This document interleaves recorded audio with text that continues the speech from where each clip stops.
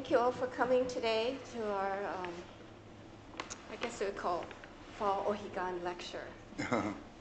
So we have Reverend Dr. Toshikazu Arai again with us, and we've had him a number of times.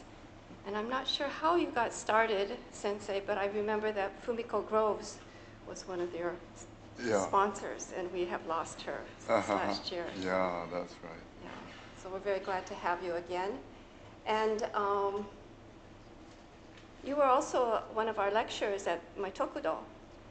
Oh, yeah. In 2014. Yesterday you said, I think you look familiar, but I don't think that's from where you... 2014? Yes. Oh. And you were also... I might have one of the lectures. You were talking, I found my notes, and you talked about last night's propagation of how the Dharma age has kind of shrunk. So that was one of your themes. So I hope you enjoy Reverend Arai today, and he will speak at our Dharma exchange and deliver our Dharma talk tomorrow. So thank you. Thank you. My name is Toshikazu Arai. I'm very glad to meet you. Hi, Kemi. Isn't this the first time you attend my lecture? Anyway, thank you. Irene wondered how I got acquainted with, or I got connected with Seattle Betsin, but wasn't it 2001 that Honganji sent me to the conference of ministers, Fuken they call, held in Tacoma. Yeah, and so I arrived in here, thinking that this was my main job to lecture for the people, members of Seattle Betsin. Okay, but I was kind of mistaken. They had, it was a Fuken that I was sent to. So when they dragged me to Fuken in Tacoma, I didn't know what to talk about. I wasn't prepared for it. But I had a great time with the members of Seattle Betsin. Since then, once in a while, I must have visited this temple about 6, 7, 8 times. Yeah. And I've been treated so well. I'm great. Shall I use the microphone? Okay.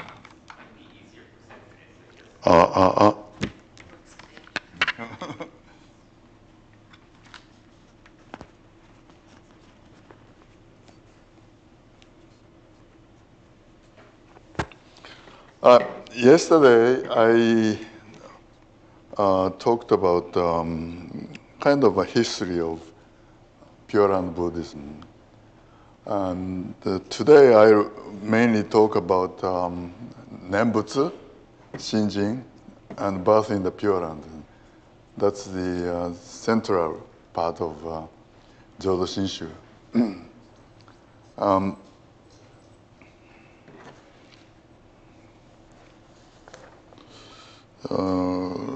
Let's see. If you look at, turn to page 2 of the handout.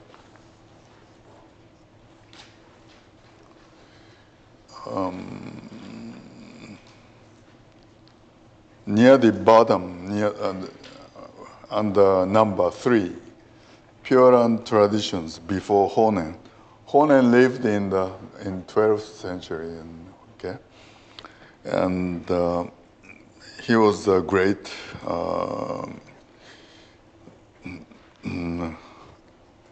he changed the Pure Land Buddhism greatly. You see, I read a book written during Nara period, when Nara was the capital of Japan in 8th century.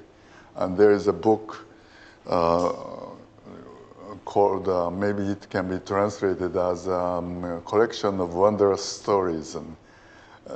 And the stories that are collected there are talking about when you do good things, you'll be born in the Pure Land, and when you do bad things like harassing animals and maltreating animals and being unkind to your neighbors, then you die in a very unseemly manner or fall into hell.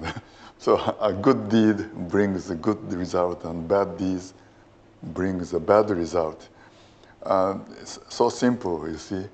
And so that is the original form of Pure Land Buddhism. Okay? But it was Honen who said that even if you have committed all evil things in life,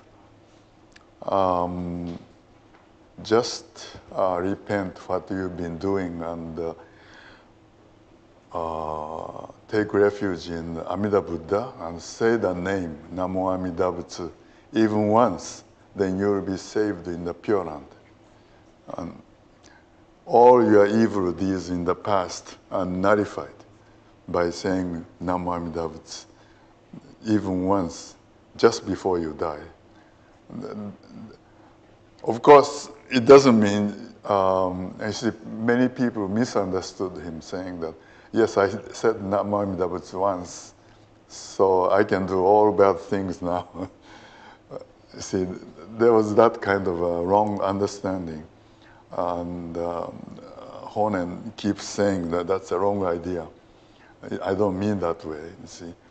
Thinking that this moment is the last moment of your life, you should continue to say Nembutsu, or Honen's standpoint. Originally, there were two kinds of Nembutsu. You know the word Nembutsu, huh? Nembutsu. So I think you know, what you know as Nembutsu is saying Namo Amida Butsu, right? But there was a different type of Nembutsu called, yesterday I talked about it, and can be said contemplative.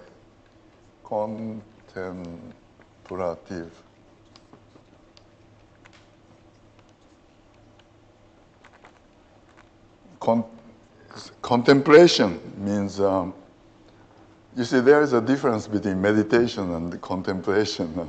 Meditation means to try to keep your mind very calm, peaceful, tranquil. That's meditation. And contemplation means you visualize, observe certain figure, like the image of a Buddha in front of you, and concentrate on it. Even if the Buddha is not in front of you physically, you see, you visualize the Buddha in front of you. That requires a lot of concentration of mind too. You see, that is called contemplation. And so the contemplative Nembutsu means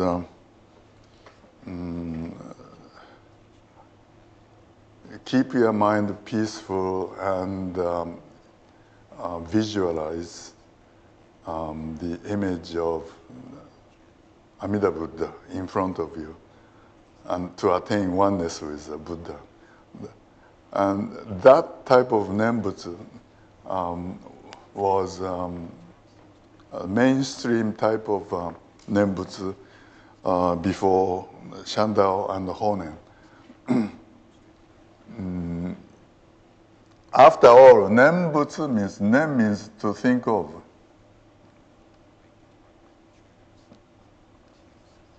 Butsu is Buddha. So thinking of the Buddha is a form of contemplation, right? But it was, Irene, do you have any trouble understanding what I say? Okay.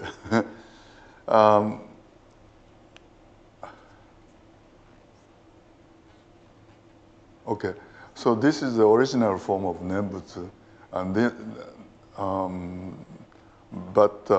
was Shandao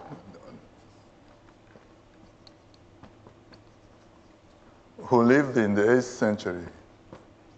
No, sorry, 7th century in China.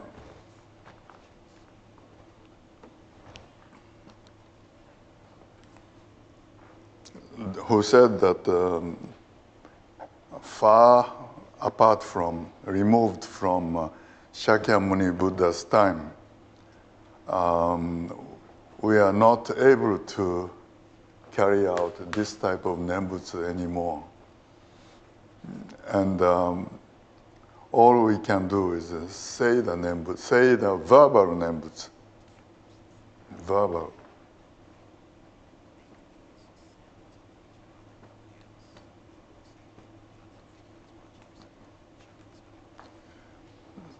This means just saying Namo Amida Butsu.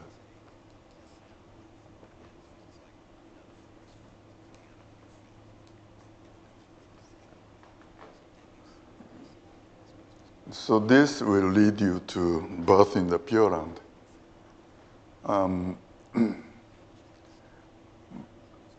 People used to say Namo Amida Butsu quite often, and even earlier times. But this only means, you see, literally, Namo Amida Butsu, Namo means I salute, I pay homage to, I revere Amida Buddha, that's all. So it used to be just a greeting to the Buddha at the beginning of a service, okay? So people said, when Shandao said, this is the way you can attain birth in the Pure Land, other teachers said, oh, that can't be. It's just a greeting to the Buddha. How can you be born in the Pure Land by saying that?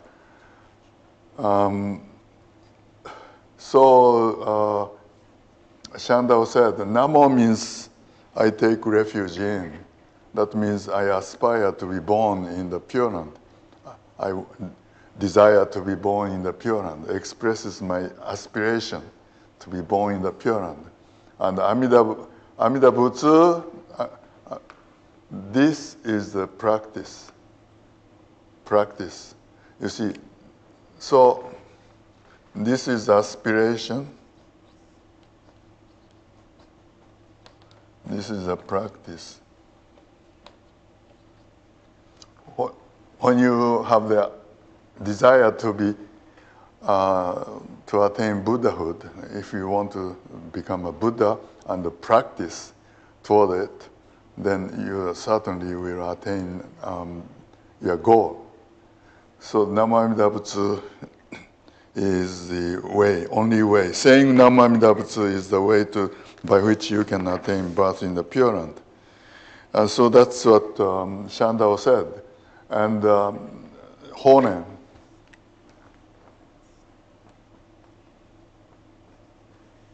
who lived in 1332, 1212.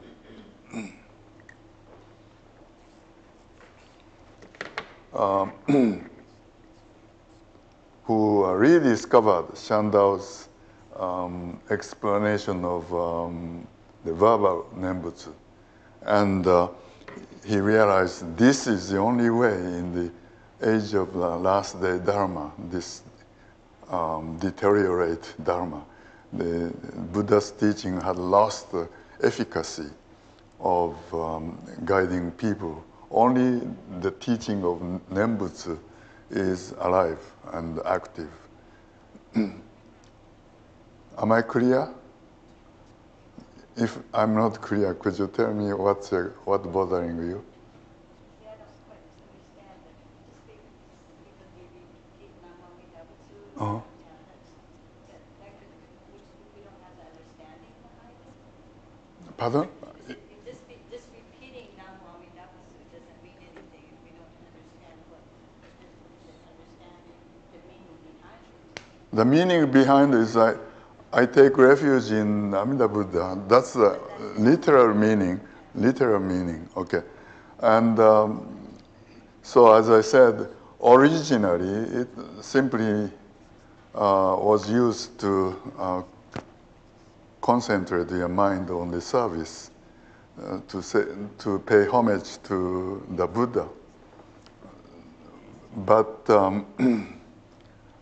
Shandao turned it into a practice by which you attain birth in the Pure Land.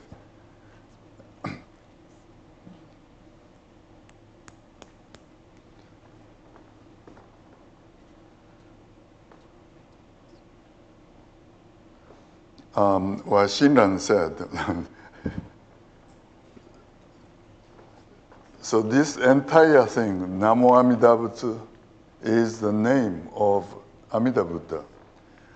And the Buddha gave this name to us so that we can hang on to it and to be saved by Amida. This is a crutch you can hang on to.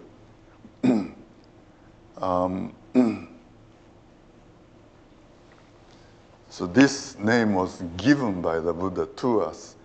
And when we say Namo Amida Butsu, we'll be certainly saved by Amida.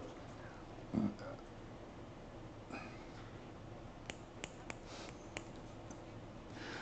Grace was saying, but just because you say it, Oh, we don't understand. Huh? We don't understand what we're saying. Is that right? The meaning? The literal meaning I explained, right? Okay. So you're going to explain more. Well, that's the only meaning. Yeah. And that's the reaction that people get when we explain by just saying the Namo Amida Butsu, you'll be saved by Amida, you'll be born in the Pure Land. That's all. That's the reaction of the people of Shinran's time. But it's called doubt. This comes from Amida's promise, Amida's what we call a primal vow.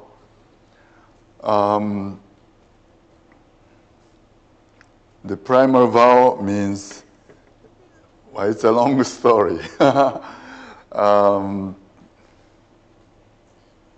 Okay.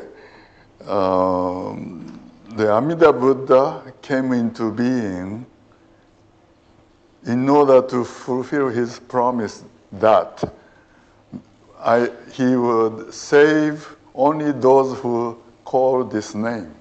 That's the central part of his promise. We call primal vow. Okay? I'll tell you the story a little more. According to the sutra, our main sutra,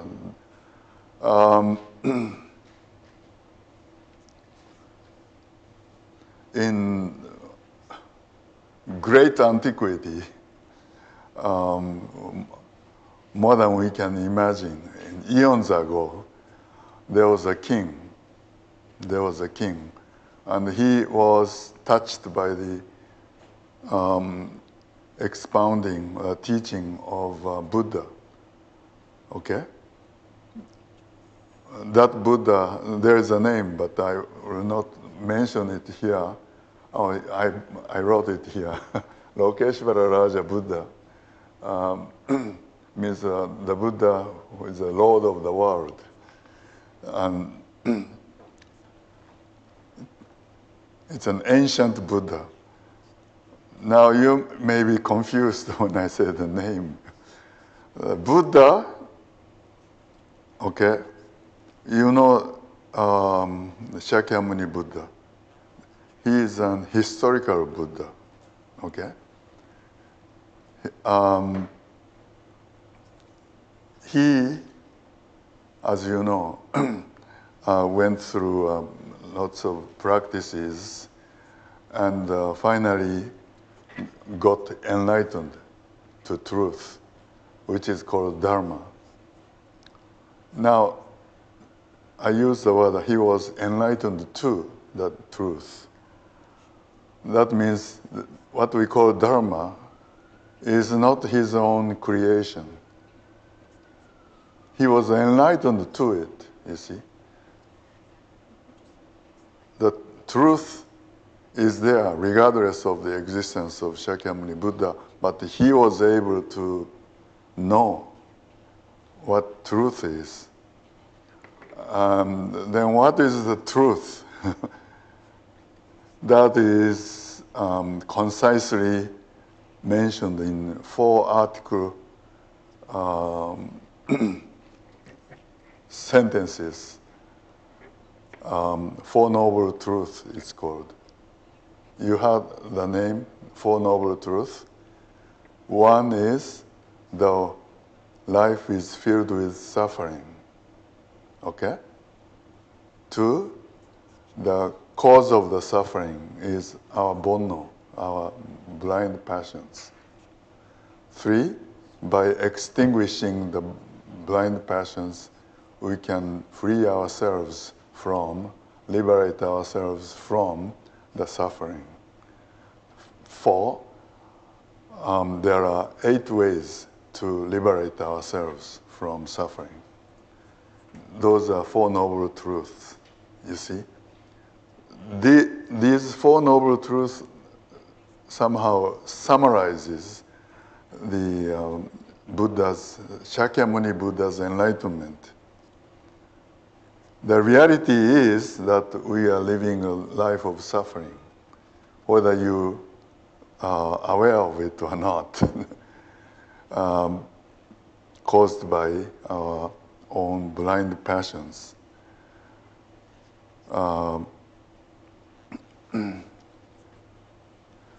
So this truth itself, Shakyamuni Buddha was enlightened to the truth, which is expressed in the 4 Noble Truths. And this ultimate truth, which from that standpoint, it's the power that enabled Shakyamuni Buddha to attain enlightenment, right? That ultimate truth is invisible, but we name it Amida Buddha. That's, yesterday there was a question, why do you worship Amida Buddha while there is Shakyamuni Buddha?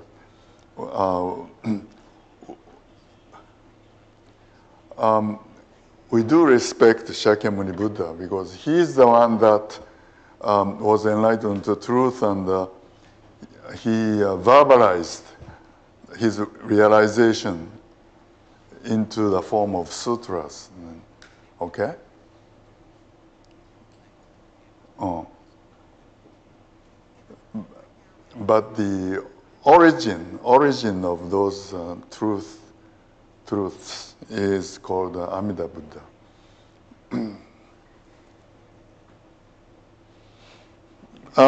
So whether you understand it or not, I will continue. So where was I? Oh, okay. Now I was about to talk about how Amida Buddha came about, and at this rate, I don't know if I can finish what I have prepared, but it doesn't matter. We'll stop when time comes, okay? And there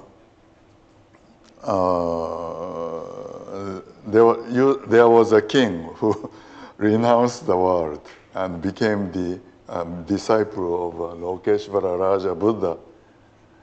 And so one day he named the king, after he renounced the world, called himself Dharmakara. Dharmakara. Dharmakara means the storehouse of truth, the storehouse of Dharma.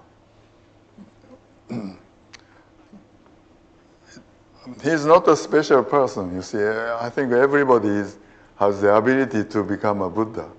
So in that sense, everybody is a Dharmakara.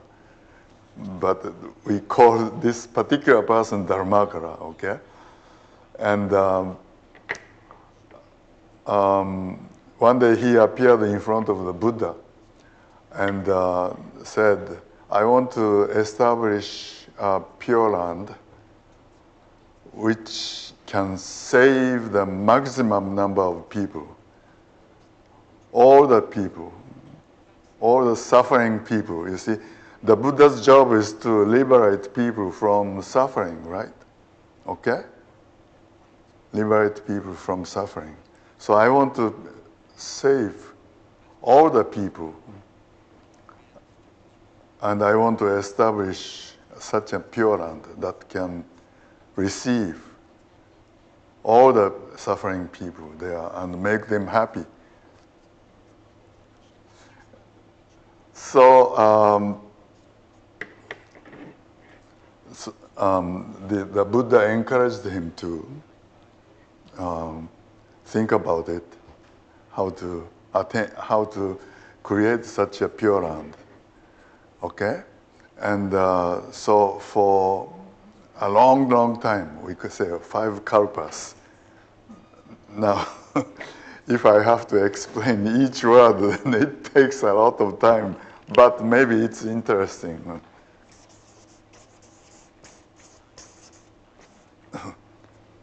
Kalpa is a long period of time. It is explained this way. There are 2 ways to explain it. And every time I explain, my explanations are different each time. So,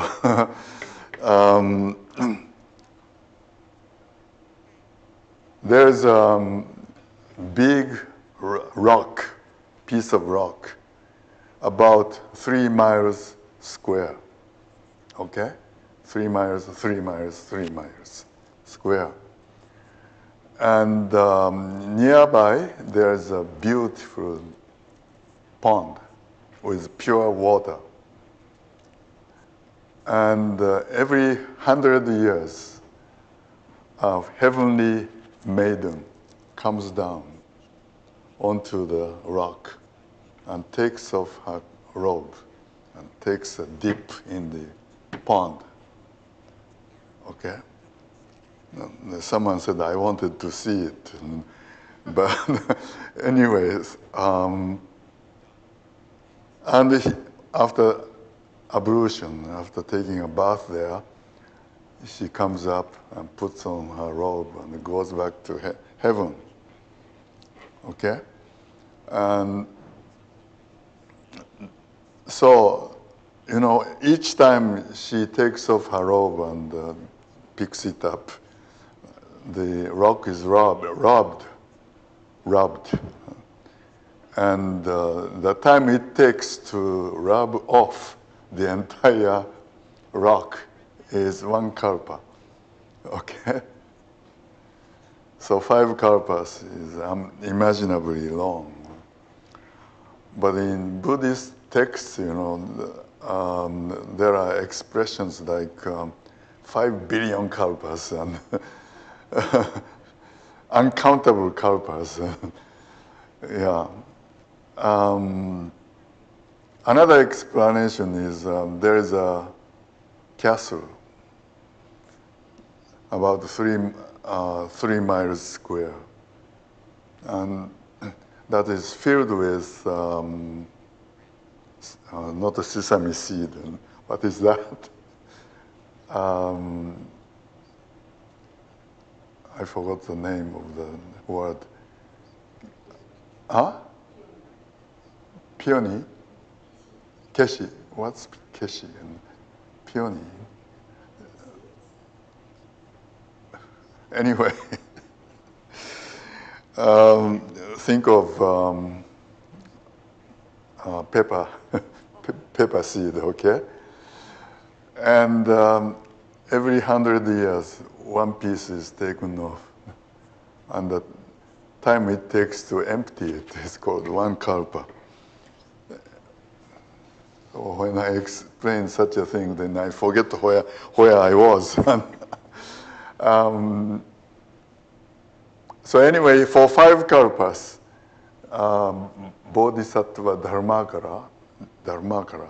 A Bodhisattva is the name of title of a person who is striving to attain Buddhahood, who is making efforts to become a Buddha. It's called a Bodhisattva. And for 5 kalpas, he meditated and finally found a way and came to the front of Lokeshvara Raja Buddha, and he made his promise. He stated his promises, 48 promises. Okay? All the sentences begin, when I attain Buddhahood, such and such things will happen, and if not, I shall not attain the supreme enlightenment. That's the sentence. And the most important sentence for us is the 18th vow. 18th. If I attain Buddhahood, all the sentient beings in the 10 quarters will, I think I printed it somewhere on the page 2. Yeah. Oh, okay. Page 2.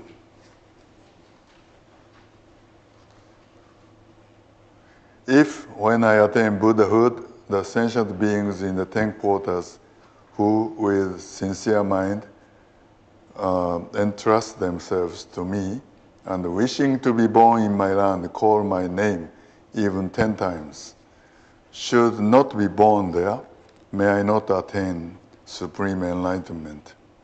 Excluded are those who commit the 5 grave offenses and slander the Dharma.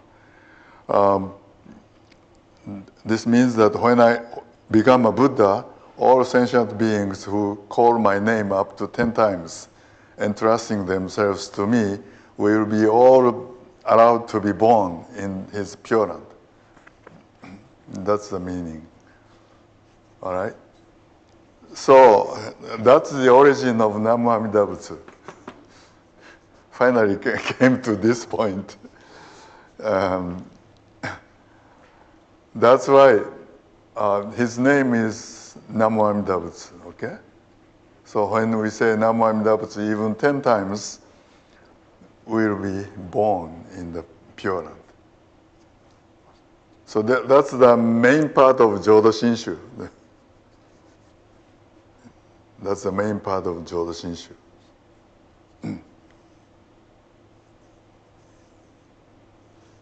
So it's important because this name is connected with Amida Buddha's reason of existence. Amida Buddha came into being to fulfill his promise that those who say Namu Amida Butsu will be born in the Pure Land. Any questions? What do you mean by last day Dharma? Last day Dharma, okay. Thank you for asking the question.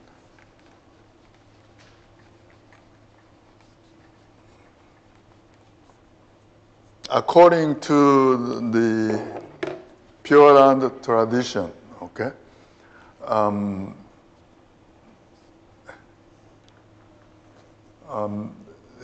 for example, Shakyamuni Buddha died about 2,500 years ago.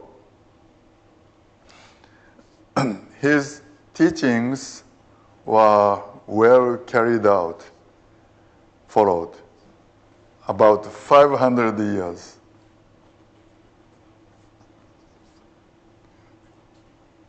So this is called the age of the right Dharma. Okay? Then after that, 10,000 years, 1,500,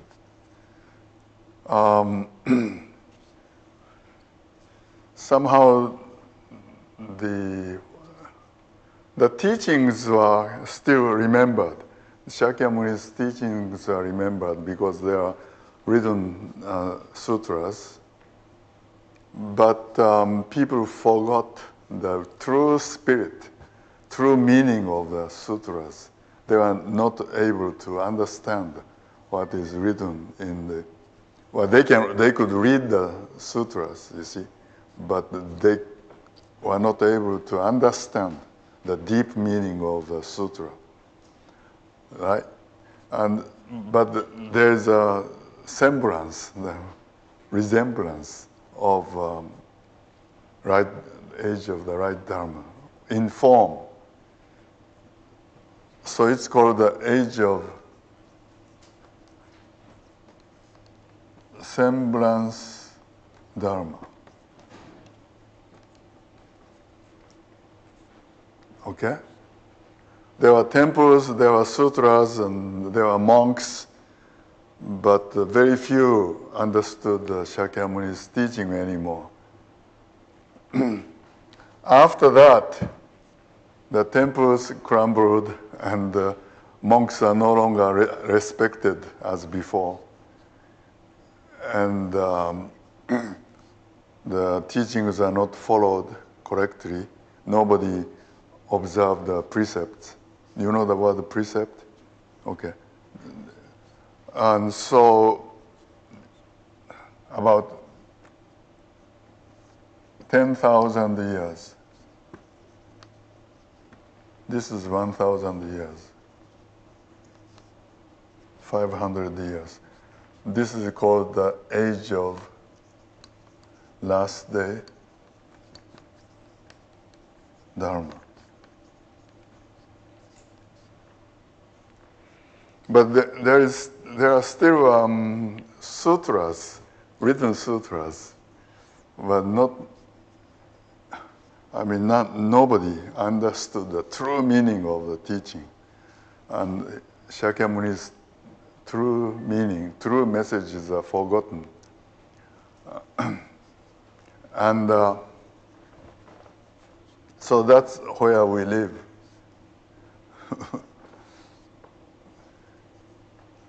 That makes sense, you see. In Japan, monks are not very much respected, and no precepts are carried out. The monks like drinking alcohols, and they are no longer monks. And if a person deserves the name monk, he shouldn't be married, and he shouldn't eat meat, and he shouldn't drink alcoholic beverages, and see? Nobody observes such precepts, and hardly anybody carries out practices. And after that, what happened? We call it an age of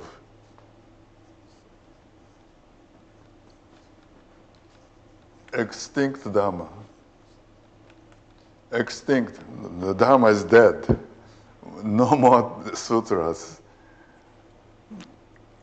And to jump on the conclusion, so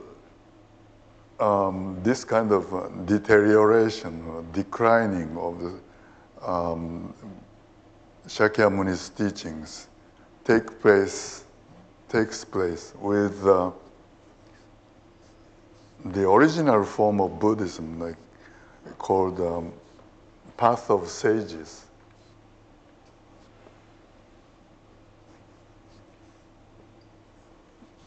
Sages means become a monk and observe precepts, become holy people, and try to attain enlightenment in this life. Those are sages, okay?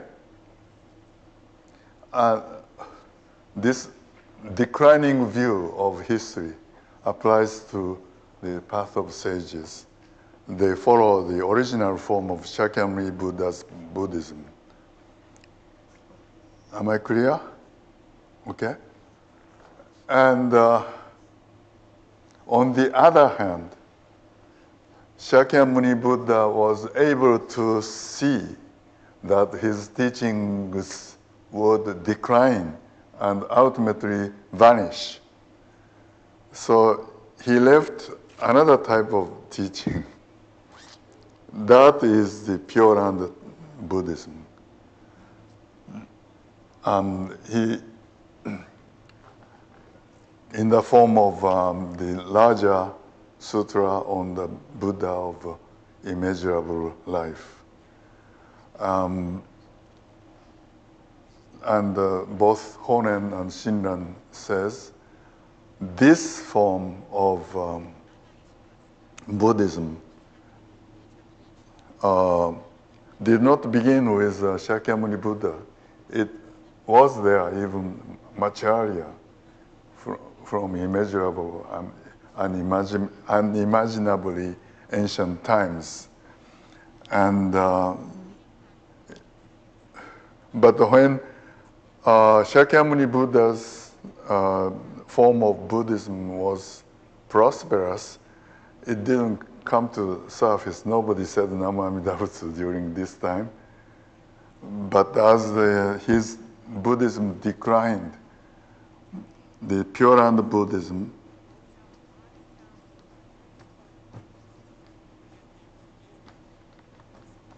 increased its luster, its light. And especially when this path of sages, Shakyamuni Buddha's form of Buddhism declined during the last day, age of last day Dharma. The Pure Land Buddhism centering on the reciting the name. This continues to thrive and becomes more and more important because people do not follow anymore the form of practices done by the monks of Path of Sages. And in this Buddhism, people can pursue the path, even living an ordinary life. You know, a merchant can engage in the business. Farmers can be engaged in agriculture. Or they can say Namo Amida Butsu anywhere, anytime. Okay? So you think that the Pure Land Buddhism existed before? No, Namo Amida Butsu existed before Even the path of the sages. right. But Pure Land is Namo Amida Butsu, isn't it? So how do you know? Pure Land is the land in which we are saved. Yeah. And to attain birth in the Pure Land, we say Namo Amida Butsu. And that Namo Amida Butsu was given by Amida Buddha. Yeah.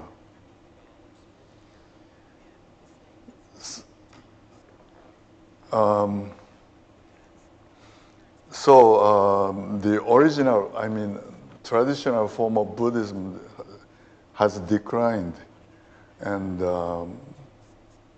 but still it continues on because anybody can practice this form of Buddhism, and as the world becomes more and more busy and in which we cannot really concentrate on Buddhist practices, this becomes more and more important, making more sense. And the sutra says, it will continue on even after that, even during the age of extinct Dharma. The Namo Amida Butsu continues. Yeah. What is the term Mappo? Mappo is the last day Dharma. Yeah.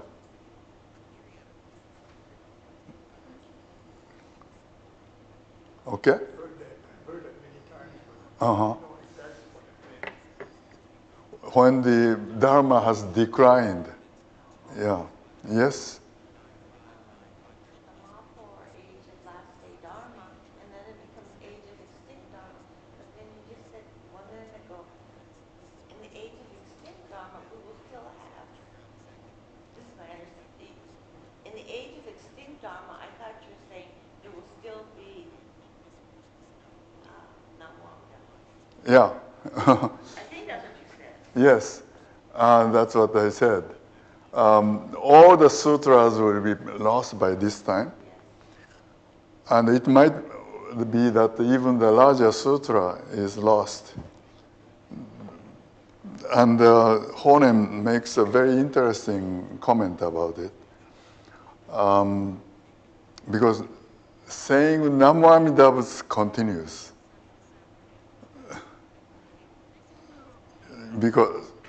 And he gives an example of ancient China, what happened in ancient China. The first emperor of Qing, who unified China for the first time in the, I think, 3rd century BC. But his dynasty lasted only 15 years because he did it so drastically.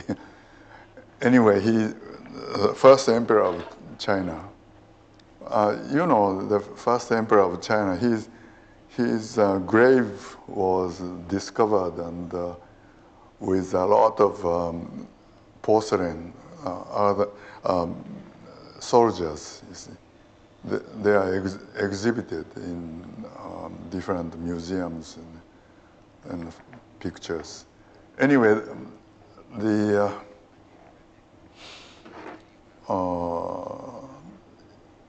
he patronized only, earlier in the Chinese history, when China was divided into many small countries, many small states, okay? They produced a lot of thinkers, and Confucius was one of them. Confucius, and Mencius is another one, and they're called the Confucianists, right? And also Taoists, and it is said that there were about 100 schools, okay? And the first emperor of China, Qing, patronized only one thinker, one school of thinkers. They're called,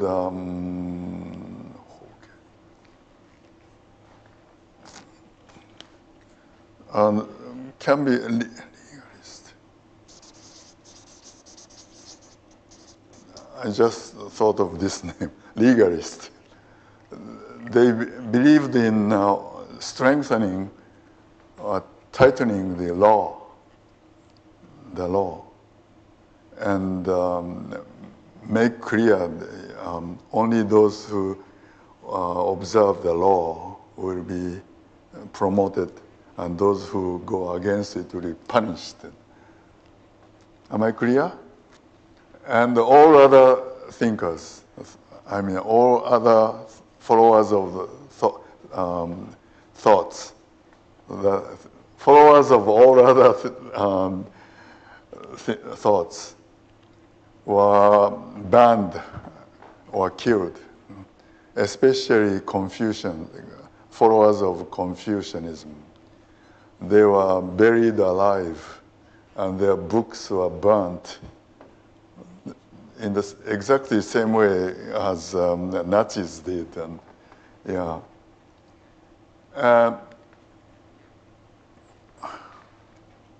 There was book, famous book called Collection of Poems.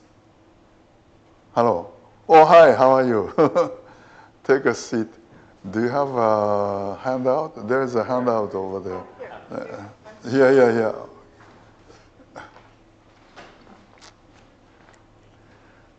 Where was I?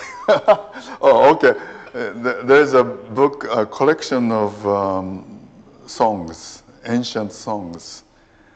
And that book was also banned and destroyed.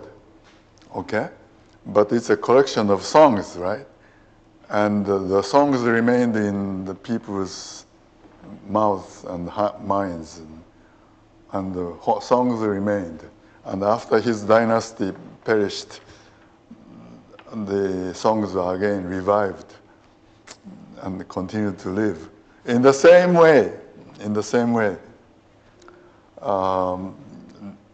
even after the extinction of sutras, at the end of the age of last day Dharma, Namu Amida Butsu, the word Namu Amida Butsu remains in people's mind and continues to live.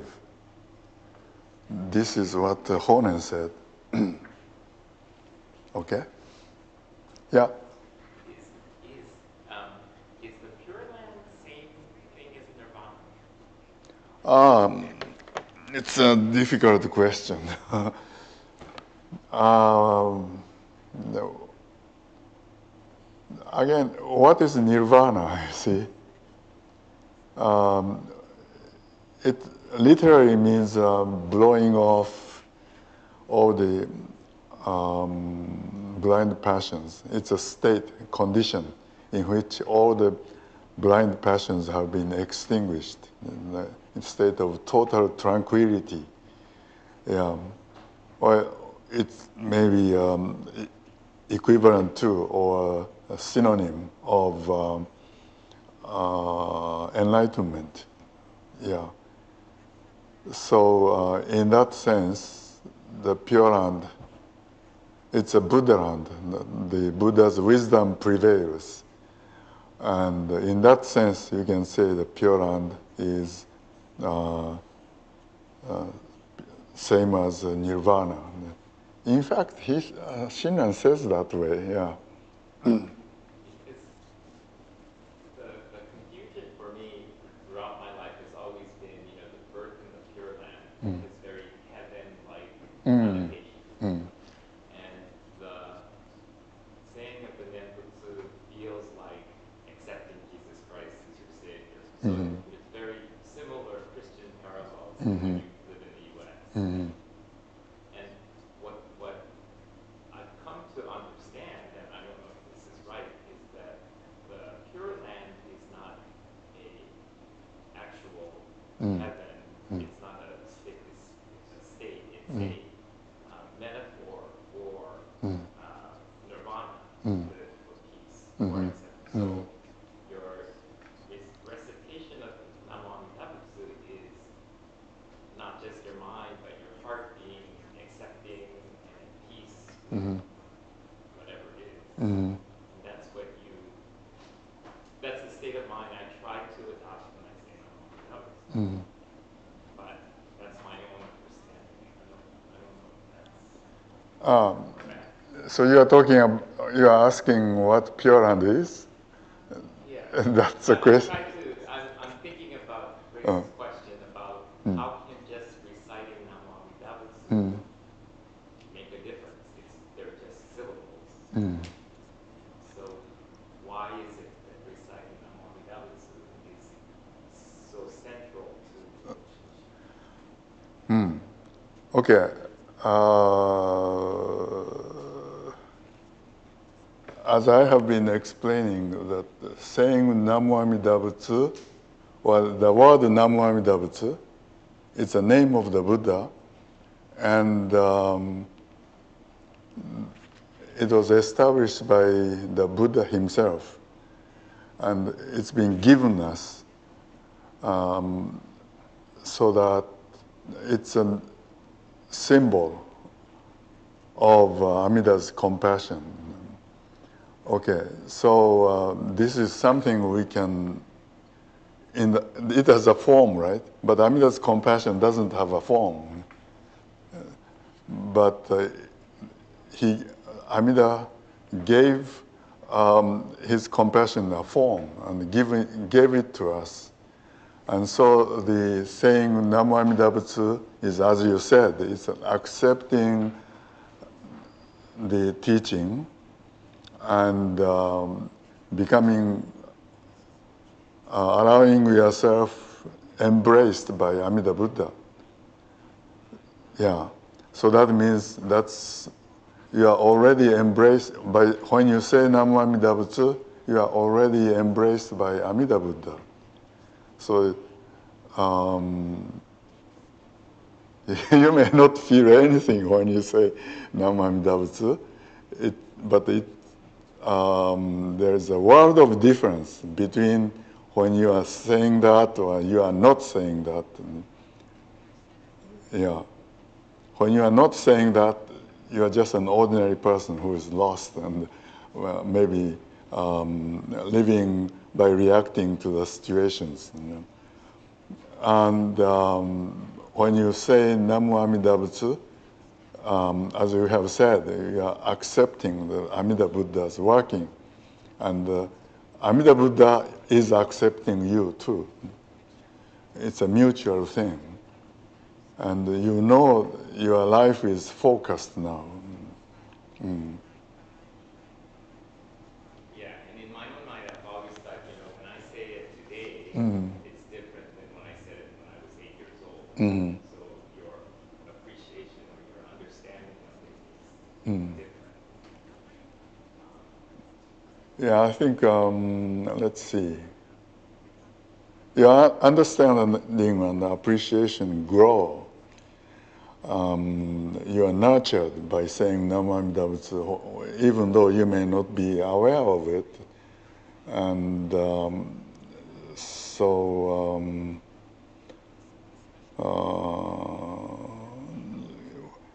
the Amida's working is instant.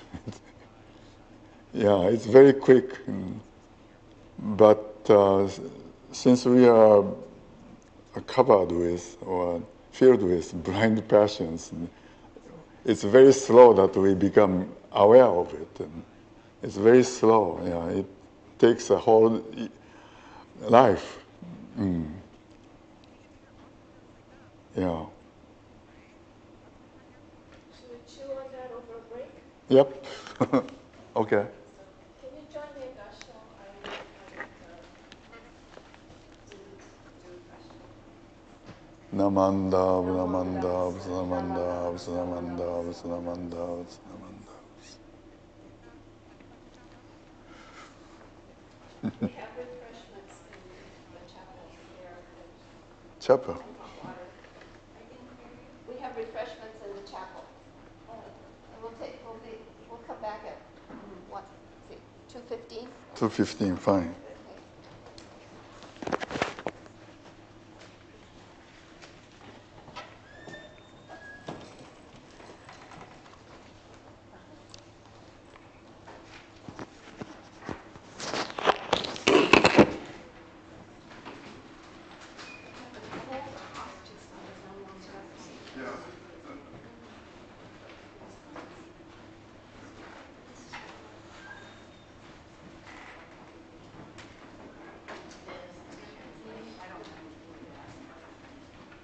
Hi, how are you? Oh, goodness, I'm so sorry. This is my daughter, Filial. Oh, yeah, hi, how are you? Arai sensei.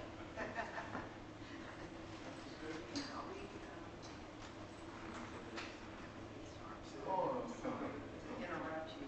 no. Where was I? Sit down, sit down. Hi. So, there's something.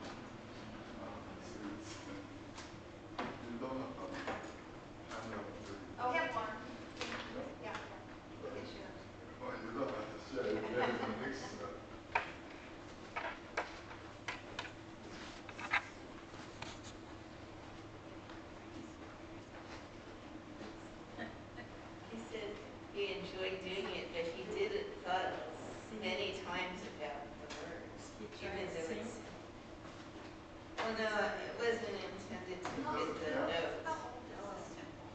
How old is this temple? I don't know. I can answer that. Do you think we can fit the notes? I didn't try it, I just put it down. He sent it to me last night, so I just put it down below, because I wasn't trying to fit it into the notes. This It's slightly bigger than the one in December. Yeah, it is bigger, but yeah, it was completed. Boy, that's too short. Amita's heart, the same thing as Amita's heart. Yeah, 2 months before heart It's attack. okay, but I like having the translation. well, it needs a little. I mean, I used to sing it as a kid, and I didn't really know what I was singing.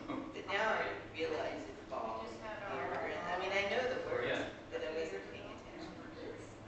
This is our third temple. Yeah, well, that would get the temple. Yeah, that's why.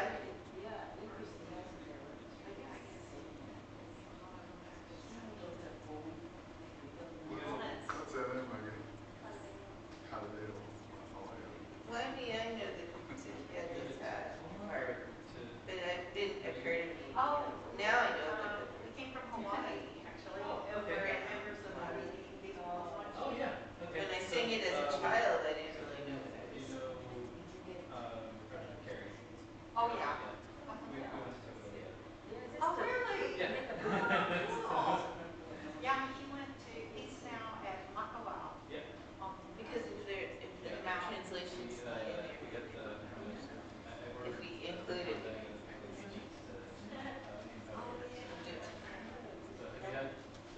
You lived in Hawaii. Oh, you're good. That's how we met. Oh, okay. Because my friend Yoko's going to put it into the publication software. And she says, and you know we need proofreaders. I said, we've been proofreading these for like 4 years. I hope that. What is that? They're the Makawao Hawaii. They have And these Mrs. two Yukawa's little- proofreading too. So I mean, they were looking at their software and stuff. Little H's. Hawaii is looking at us. Almost like We've been doing this for years. Oh, yeah. And sell them as a fundraiser. So everyone in Hawaii, you can get a bag. That's the big thing. Yeah. And the ladies at the temple. Oh my gosh.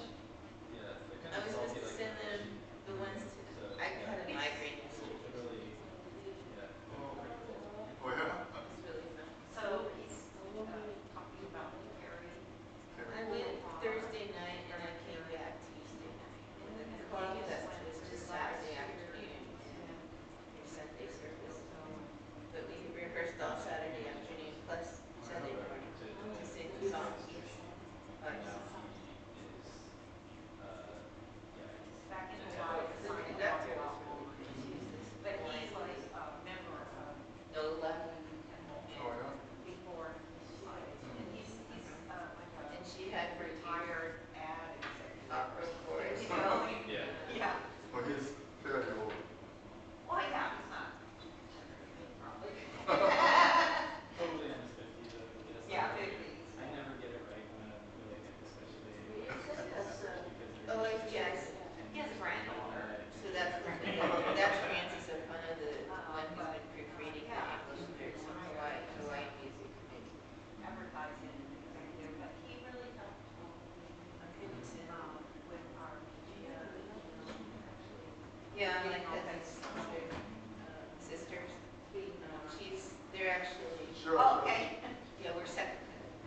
Because their father was my mother's cousin, although he was older than my mother. And their mother is 97. She's in her 60s. So I'm glad I got to see her. They put her on hospice in July.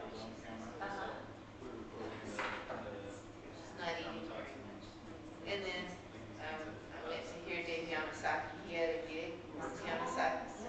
So they played the Sukiyaki. Recording what's going on here. Yeah. Probably shouldn't have told him. He lives there. You're on YouTube. I'm right now. No, but we're trying to, do that the right way. And then Deems to the cow posted yesterday because he has this gig on Fridays. So Deems was there last night playing. Drop tops and swings and stuff. And so now we're trying to put those in the right way. Which is, like, I'm not that tech, I'm the right way editor. Oh, they did something interesting. Yeah, I suddenly received Now,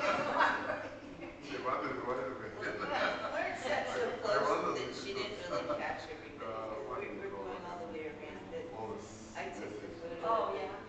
tries to treat it. So for a while I didn't know. So I should send a video. Should warn you. Yeah, now you're on my list. Yeah. Of such I dream. Anyway, so most of the words, Japanese, the 5 songs we sang was Japanese songs translated into English. Singing. We kind of put it on a new program. So the lyrics were there, and I asked Francis for the Nami ones, the Japanese. And then get back on track. Maybe I'll get it eventually, but at first I tried to. They're really good. Yes. So anytime you want to write me more, it's all. Oh, okay. Those are kind of secular rock. That music. We tried to sing it in English. I have to go to Germany in November. We did this. This is In dope. Germany, Dope. Solfege. this is, We had to echo there is her. a tempo, the echo. Do, re, mi, mi. And we had to do the hands. No, she's working. She is. She teaches English in the university. Yeah. She's also working on my manuscript. And then I they did Nana and translated Tisarana with organ. originally Shin and Robert. First I translated it into modern Japanese, and it came out. And now I've been working on this translation. I'm translating.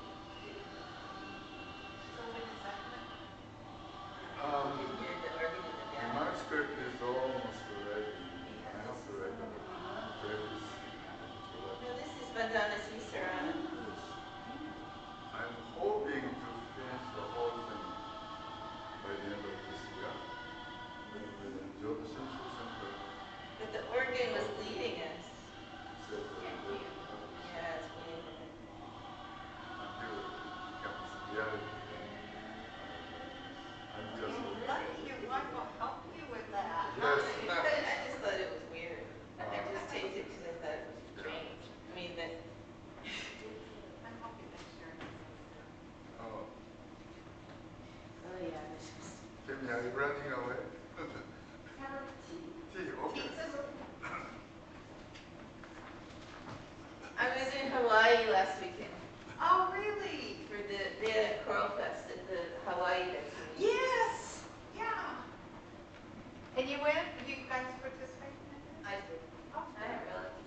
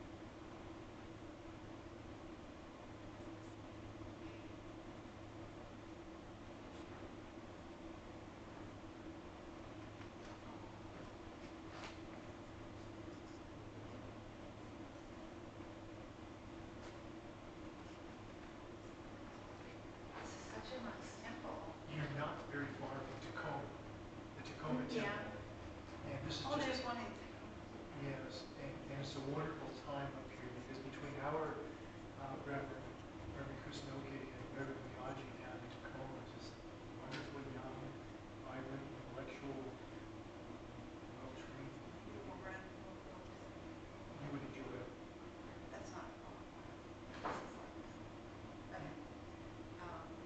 like I said, way back. So I come like all the time. My mother's 87, and she lives in Portland. So I try and come up there every couple of months. And When we make this connection, it was just fun to watch. But The two of you. she has this job. You know, it's weird because It's, Miami isn't that big a It's temple, on but I'm deciding. it has great impact. Like Yeah. Reverend McKenna used to be there in New York now. yes, that's right. And, Yeah, Let me talk to her. There's a lot of I interaction. said, well, I'm between installing, because I told him he was out of town and I wouldn't be able to install. Where is it? And so, I ended up using picture of that very 5 years. You don't want any more. An hour of his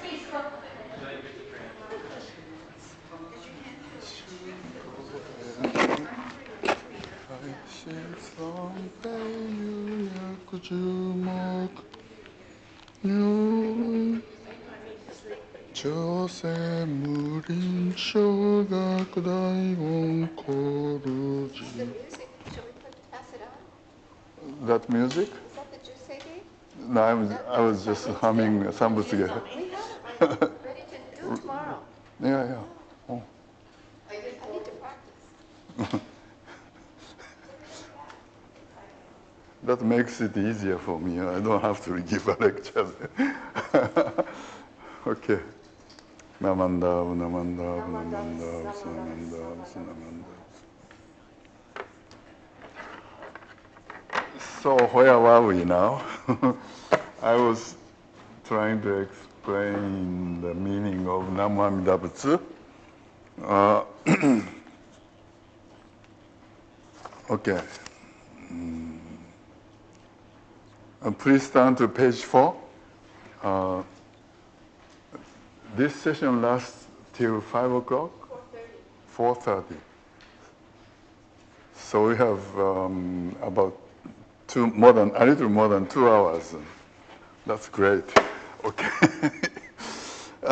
About middle, page 4. In sum, Honen means to say, the Nembutsu is closely connected with the reason of existence of Amida Buddha. 2. The Buddha grasps us with his light, wherever we may be. 3. The name Namu Amida Butsu has been given us so that we can say it and we can connect ourselves with Amida Buddha. Propagating 4. Propagating the Nembutsu is what Shakyamuni Buddha came into this world for. Because at the end of the Contemplation Sutra, the Shakyamuni Buddha asks his follower Ananda to transmit the teaching to posterity. So he didn't choose anything else, any other practices. You see, there are hundreds of practices, but he chose only one, saying Namu Amida Butsu, to be transmitted for the future. Number 5, the truth of the Nembutsu path has been attested to by all Buddhas. This is mentioned in the Amida Sutra. In the Amida Sutra, there is a section, a long section, talking about in the Eastern world, there are such and such and such Buddhas, and they all in unison say that the Shakyamuni's Buddha's teaching on Namu Amida Butsu is correct. They are all testifying that Shakyamuni Buddha is right. And Honen says that if there is only one Buddha, some people might wonder if this is correct. You see, they begin to suspect or doubt the Shakyamuni's teaching, but now to prevent people from doubting Shakyamuni's Buddha's teachings, all the Buddhas in the 6 quarters in unison say that Shakyamuni Buddha is right. Okay? That's then number 6. Amida's life continues on to save beings in the remote future. You see, Amida Buddha is called the Buddha of immeasurable life, right? Okay? And also called the Buddha of immeasurable light. And oftentimes, this word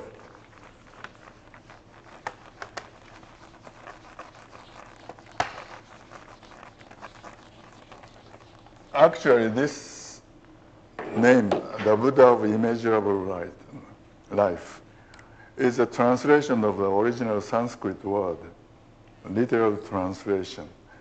The Buddha of immeasurable life.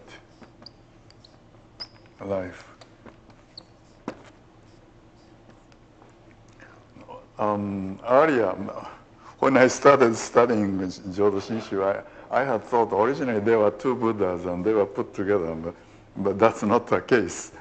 There's one single Buddha has 2 aspects. And oftentimes this part, immeasurable, is translated especially eternal life. This is not the correct translation. Eternity means without end. But this immeasurable is different. The quality of life is immeasurable, you see. It's not the length. It's not the length, you see. You shouldn't take it literally or materially. It would be, if you take it to the Buddha of eternal life, it would be a strange thing, because it is said that the earth will someday come to an end. It will be swallowed by the earth, by the sun. And the human beings, the human species will come to an end someday. Then if you say the Buddha of eternal life, then only the Buddha will be alive, and that would be a strange thing, you see. So suddenly the Buddha of immeasurable life doesn't mean, it doesn't refer to his length. It means his ability and his capability of saving people. And when you talk about the names, the Buddha of immeasurable life and immeasurable light, you shouldn't forget to think about yourself as the target of the Buddha's salvation, the Buddha's working. The sutra says it has been 10 kalpas since Amida Buddha attained Buddhahood. 10 kalpas. It's a long time, right? And 10 kalpas is a long time, you see. If the Buddha's life had been 5 kalpas, he wouldn't have reached me, and he wouldn't have been able to save me. Do you follow me? Because he had a life 10 kalpas, he was able to reach me. And from the Buddha's standpoint, and because I was trying to run away from the Buddha, only after 10 kalpas he was able to catch me. Am I clear? After 10 kalpas, finally he was able to catch me. And I've been only, finally, I have finally encountered Amida's working after 10 kalpas of Buddha's birth. And light too. This operates in space. The life operates in time, right? So it's something like this. This is time. This is space. So this is immeasurable. So this one too, in the present calculation, the universe is about 13.8 billion billion light years. Okay, and so what would the Buddha be doing in such a distance? It has no meaning. You see, you have to consider yourself always when you talk about the distance and time.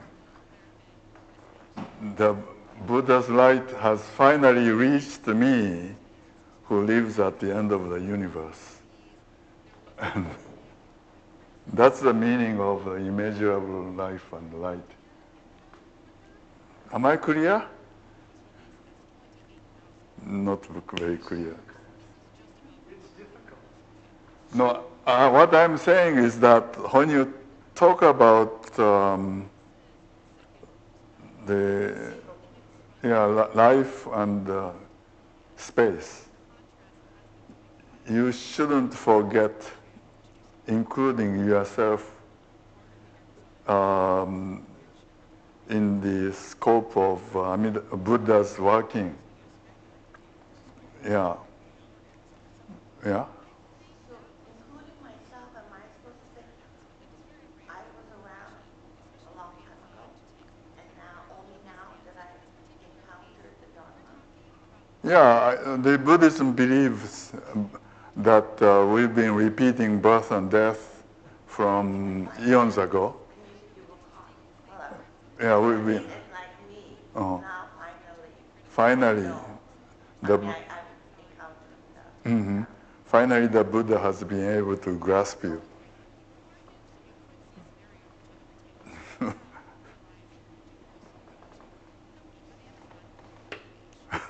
Okay. Any other questions, comments? All right. So why did Amida select the Nembutsu as the only way to guide beings to the Pure Land? There are two reasons. First, the Nembutsu is filled with supreme virtues. Second, saying the Nembutsu is easy to do. Anybody can do it, right? First, the Nembutsu is filled with supreme virtues because all the virtues the Bodhisattva Dharmakara accumulated from the causal stage to the time of the fulfillment of the vows have revealed themselves in the form of the name. Therefore, when we say Namo Amida Butsu even once, we receive great virtues. This might sound a little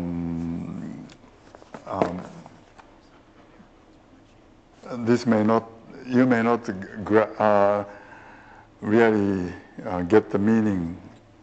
You know, you have to think about the function of a name. We all have names, right?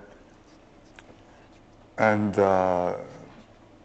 our name always comes with the values of the person who carries it. Yeah? And for example, if I commit burglary and my name is put on the newspaper, I get a bad name, right? And even if I repent what I did, and the reality remains, and my name is soiled. I cannot escape from that. I was often thinking that, gee, I'm called a professor, and if I shoplifted taking one toothpaste, then I would lose everything. My name would lose everything. It's easy to invite a downfall of yourself. So the name carries the value of the carrier of the name.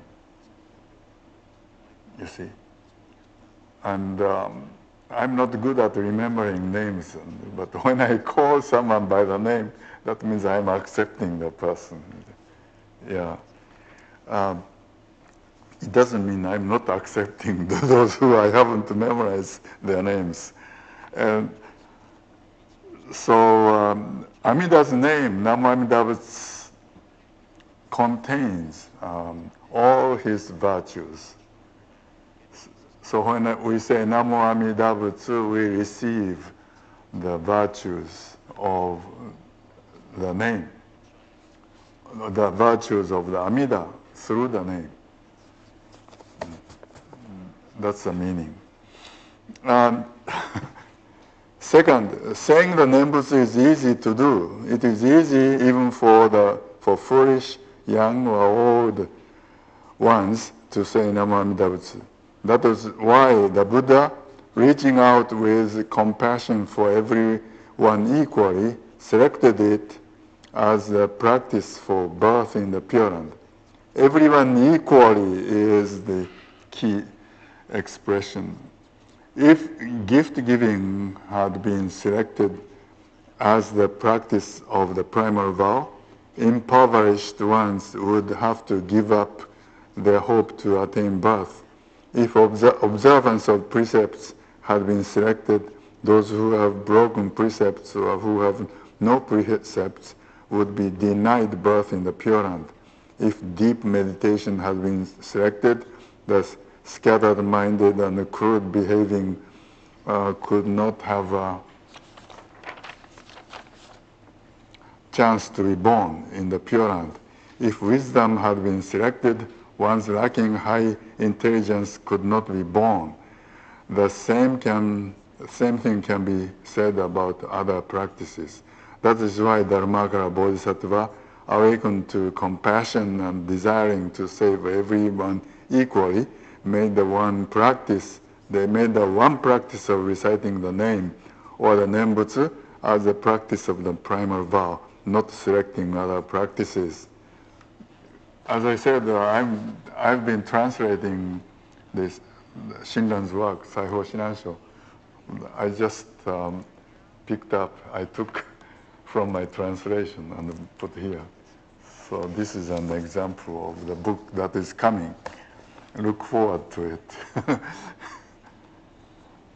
Okay, so in short, saying the name is the least demanding and the most practicable of all practices for the practicers, and the most vividly reveals Amida's universal compassion. Do you have any comments? Yes, Irene? You are making a face. I have trouble incorporating Namo in the name, but I kind of hold on to other Buddhas bowing to. You mentioned Shakyamuni Buddha. Is that what the Namo? The whole name is Namo. Yeah, Namo Amida Butsu is the whole name. So the name of the name Yeah, I think it's It's like saying Mr. Amida Buddha, oh, Captain Amida Buddha. mm, I bow to. uh-huh. I don't think Namo means name. I think Namo No, it means doesn't mean, but it's a title. I bow. It's I'm I bowing to no I bow to or I salute bowing to to. Amida Buddha. Yeah. Bowing Amida Buddha. I bow to Amida Buddha. That's the name. I mean, Namo is. That's not what I am doing when I'm saying it, though. I'm not having my own.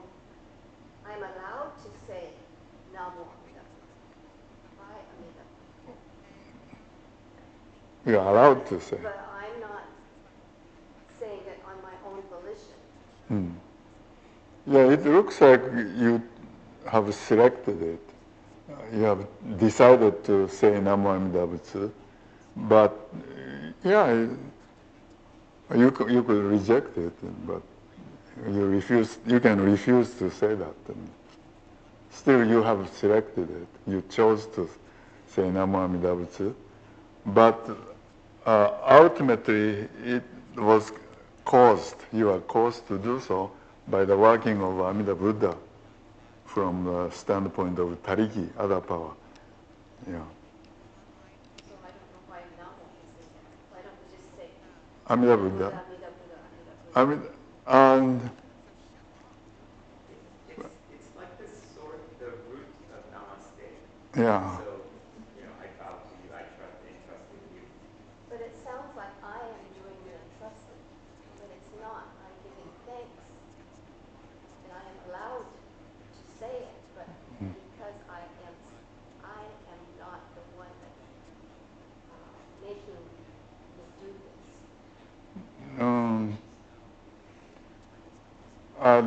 it is explained this way. It's sermon type in a sermon type, Dharma talk type of explanation. Okay, Oh, sermon. sermon type. And one minister, one priest who I respected a lot, Sakakibara Tokso, whose words have been printed in the book Bodhisattvas Everywhere. You have a copy here. And he said, when a mother,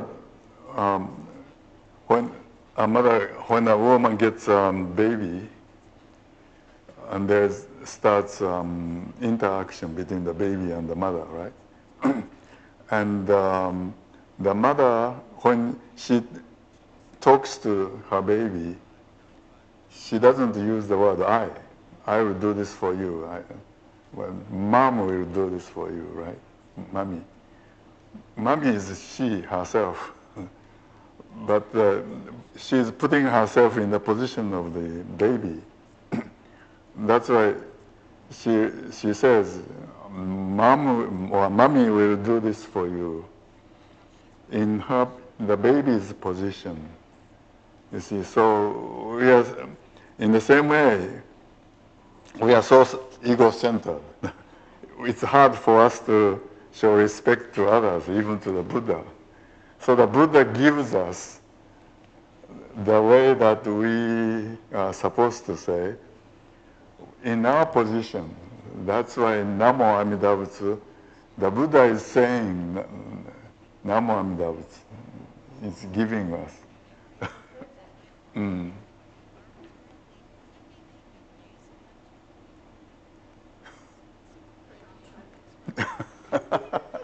Yes. Well, for me, I don't mean to sound Christian like good news, but this is good news for me. Oh. Because I'm not a real disciplined person, I'm not a person that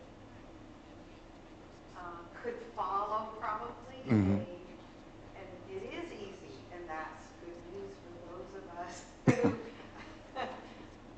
I always feel like I've had such good luck in life. Uh-huh. And I'm really thankful for that. But if I had to sit an hour in meditation every day, or if I had to, do some kind of discipline like Mm-hmm. that. Mm-hmm. Like, for example, I took Aikido Ah, for yeah. about a year until the boyfriend I had left, and Uh-huh. then I dropped it. I did stay with the temple Mm. teaching, but, those of us who are not all that well disciplined, that's really good news. Thank you. Any other comments? Yeah. Hey, one comment in regards to your translation. It seems that there is a universal access to the Pure Land. Mm-hmm. And I think that's very American. That Buddhism in this form is very American because of our sense of egalitarianism. Mm-hmm. All people, Mm-hmm. you should be treated Mhm. as equals Mhm. in this equal access note. Mhm. So it's curious to me that it isn't more widely embraced in this country because I think it is American. That's very possible, but as simple as it is, Mhm. all you need to do is say these 3 words. Namamidavis. That's not a very difficult thing to propagate, Mm. to get out. Mm. But we have to figure out how to do it. When you say all people are equal, treat all people equal, but when you say all, then you are bundling them. But the standpoint, Buddhist standpoint is everybody is different. Yeah, When I unique. say all, I'm including the poor, the Yeah. wealthy, Mm. the uneducated, highly educated. Right. Yeah, okay. Every individual. Right. Yeah, in that sense. Mhm. Yeah? So along the lines of the translation, the language that's used, you often hear, and you said it today, salvation or Yeah. saving. And that has a very Christian Yes. connotation, being saved from hell, saved from. And so in your mind, what does Amida Buddha save us from? What is the salvation? Save us from suffering caused by blind passions. Basically, the light of Amida Buddha illuminates us within, and reveals the darkness that exists within ourselves. Then somehow the poison of the darkness evaporates, and we are released from the suffering coming from the blind passions. That we call saving or being saved. In Japanese too, traditionally we use the word school or squareru means to be saved or saved. Yeah. School, if I do school? No. School means to save. That's different. Yeah. And so I have no hesitation about using a save or saving, being saved, but I do understand the problem that it's also used in Christianity, and it might we have to clarify the meaning when we use the word school and save. In my own mind, when I hear saved in English, I think embrace. Embrace, yeah. Thank you. Yeah? Go back to, you have a blind passion, poof, it's gone. What made it poof and be gone? Blind passions. You said sometimes Ah, and poof. then it went poof, it went away. Well, what made it go away? You see, by blind passions, I mean anger and greed and ignorance and jealousy and so on. And when you are illuminated by the light, um, those pieces of reality become visible. You become aware of. Normally, you are not aware when you are angry or when you are jealous of somebody, and you are in the midst of the working of the blind passions. You are blind, you see. Then the teaching, the light of the Amida Buddha in the form of teaching illuminates, penetrates into you, and becomes all those gunk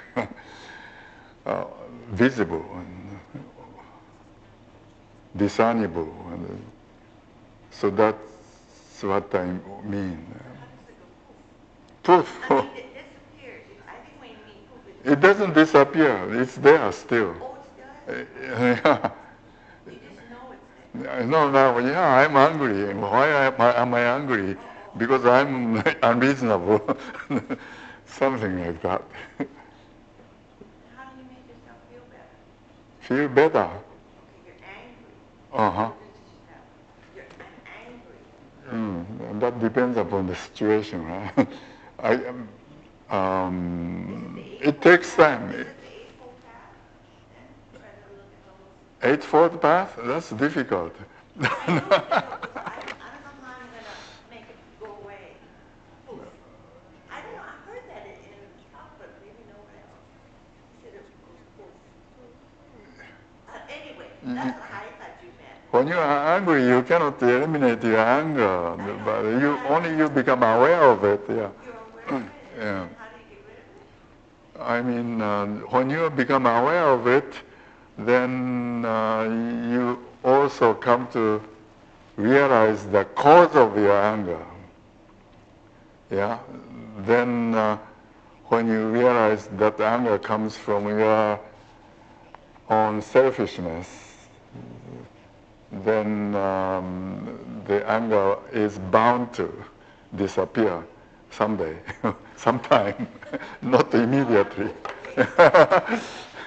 It takes time. It takes time. I mean, not good, but it's I thought it was just going to poof and disappear. Just like that. Yeah? Isn't it kind of like when you're in a dark room and you're afraid of something, Mm-hmm. and you light a candle or you turn on that flashlight, and you see this light, and you think, oh, well, it's not really that scary. I can handle it. Yeah. When you shine the, when you say the Nembutsu, it's like this internal light, and yeah, you see more clearly what the cause of your anger, or the cause of your jealousy, or the cause of your sadness. And suddenly it's not so scary, and it's something you can handle. That's how I can. Yeah, thank you. In one of the poems written by devout Jodo Shinshu follower in Hawaii,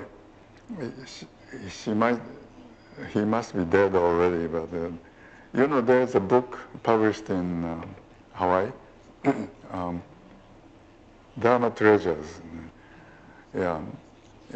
In one of them it says the darkness that has lasted for eons, for kalpas, has been eliminated all of a sudden by the light of Amida Buddha.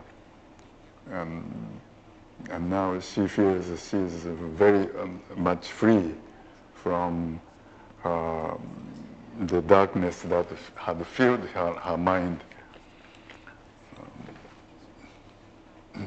I wish I had brought that book here. Okay. Now, what is changing? What is changing? Changing has no form, while Nembutsu has a form, you see. That's why Nembutsu is very, very important. When you say the Nembutsu, Shinjin comes with it. So we don't have to discuss what is Shinjin. To make it simple, when you say Namo Amida Butsu, entrusting yourself to the Buddha, then you'll be born in the Pure Land. Believing this way, the whole thing, that is Shinjin. Shinran said, as for myself, Shinran, there's nothing in particular other than entrusting myself to the words of my dear teacher, just say the Nembutsu and be saved by Amida. That expresses the reality of Shinjin. When you say Nembutsu, entrusting yourself to the Amida, or entrusting yourself to your teacher's words, then you'll be saved by Amida. Accepting it is a Shinjin. Before you realize you already have Shinjin. It's hard, this is Shinjin. People think that Shinjin is something like a ball, but it doesn't have any form. Usually, Shinjin appears in the form of various different actions. When somebody is in danger or somebody is in need, you might, without thinking much, and you might try to help the person, and that's a form of Shinjin. The Shinjin is making you to help the person. Anyway, Shinjin appears in different forms, different actions. Listen, or I translate, I wrote it here. As for myself, Shinran, there is nothing other than entrusting myself to my dear teacher's words. Just say the Nembutsu and be saved by Amida. So, to be able to entrust ourselves to the Buddha, the Dharma, the teaching, and the Sangha, the teacher who transmits the Dharma,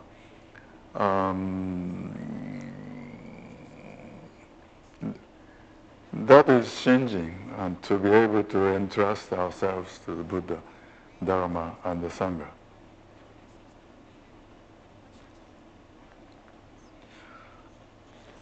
Yeah? Then what you just explained now, when you say, I take refuge in the Buddha, I take refuge in the Dharma, I take refuge in the Sangha, doesn't that just That's say an it all? expression of Shinjin. Yeah.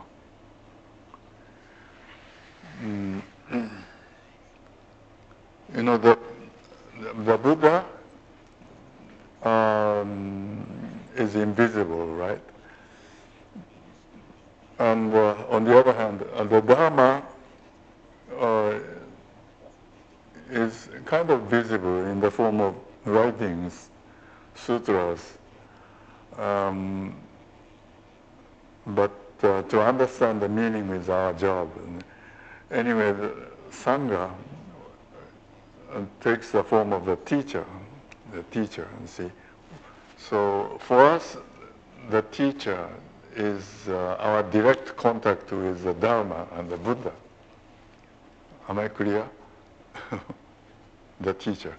So it can be a person who is dead, like Shinran, because we receive the words of the teacher. So as Shinran says, entrusting myself to the words of my dear teacher, that's entrusting yourself to take refuge in the Sangha. So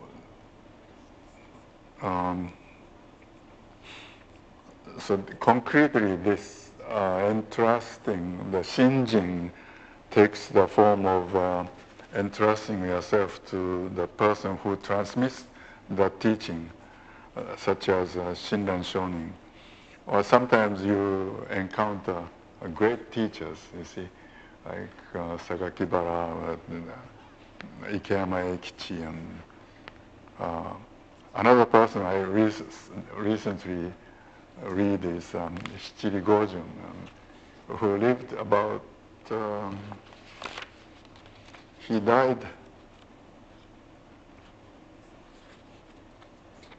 in the year 1900. And someday I want to translate his words.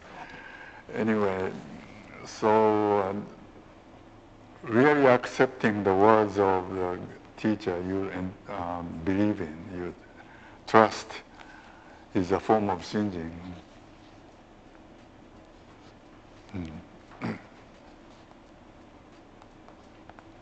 But you know, this shinjin is not just blindly believing the person. What is the shinjin involves your own ability to judge that something is correct, something is right. Am I clear? You don't just blindly accept what the teacher says. The teacher says something, and you receive it, and in the light of your life experiences, and you certainly agree with it, you can feel you can accept it as true. Only then you accept the teacher as the true teacher. Yeah.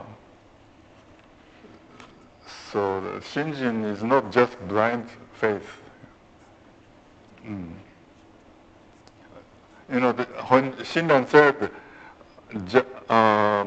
there's nothing other than entrusting myself to my dear teacher's words. And the Honen showed him the teaching of Pure Land Buddhism, the teaching of Namamida Butsu, and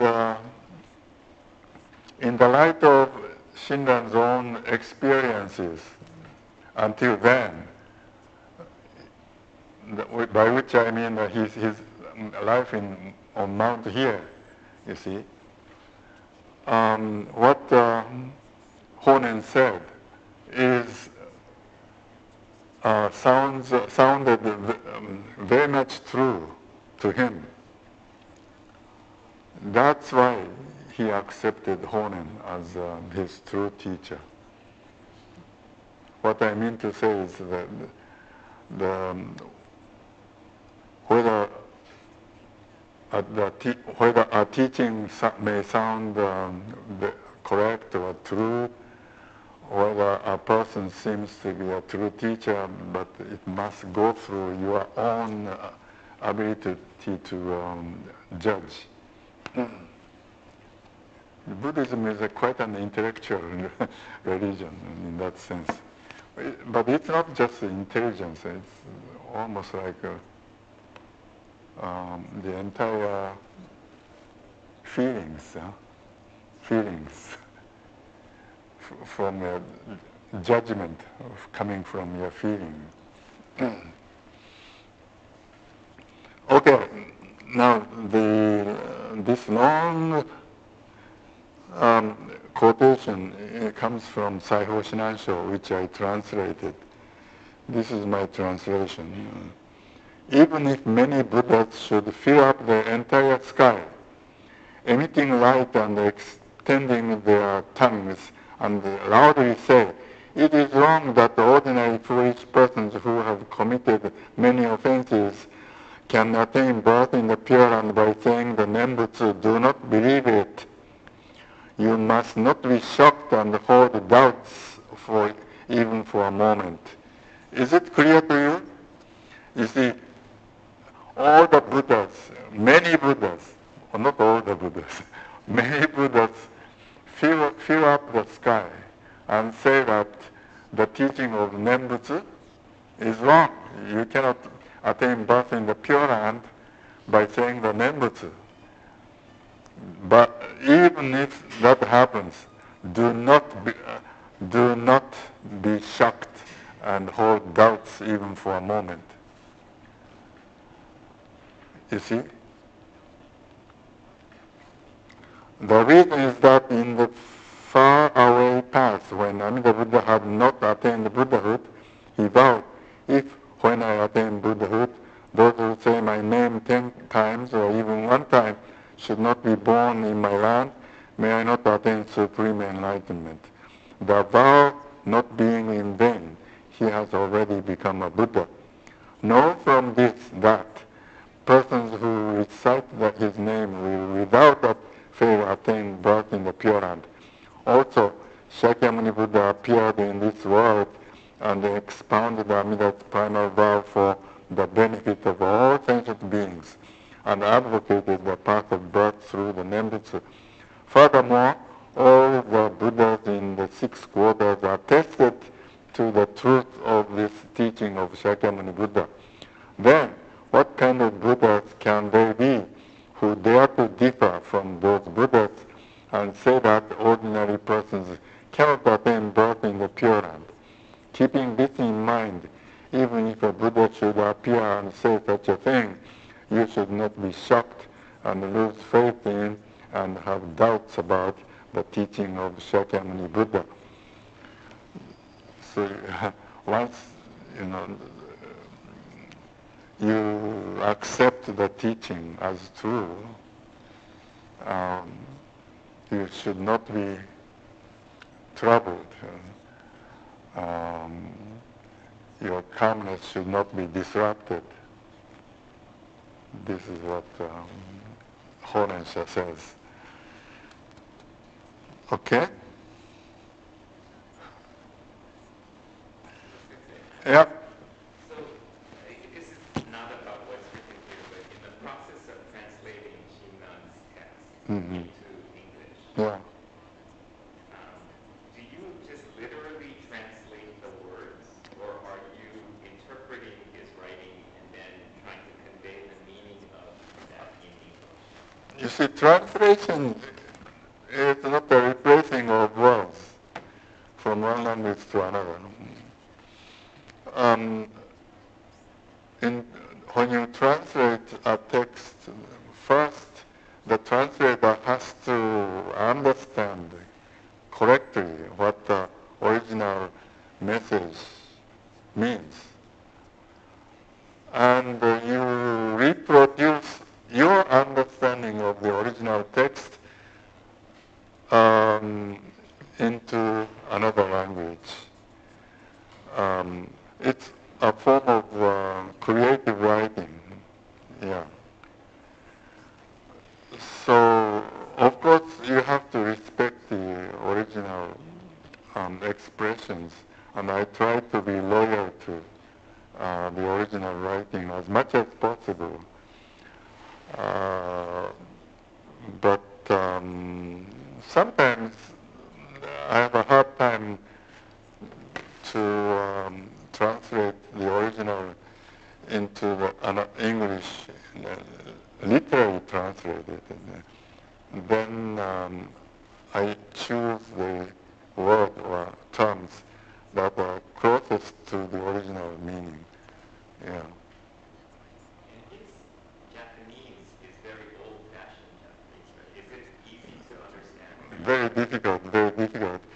I tell you that this work, Saiho Financial, was written when Shinran was written. Shinran was 85 years old, and it was written in the early 13th century. Think about the English. In early 13th century, it's older than Chaucer. Are you able to read the Chaucer? And of course, the great scholars at the Ryukoku University can read those ancient writings, original writings of Shinran. But somehow people have been avoiding this work, Saiho Financial. And not many have been dealing with it. Mainly because the contents are the most contents of this work are the words and deeds of Honen, not Shinran. You have defined the Shinran's own words, but there's another aspect. Shinran edited the original book, original works. He collected pieces of texts from different people who heard Honen speak, you see. Then, especially the first part of this book, he omitted many parts which are not necessary for explaining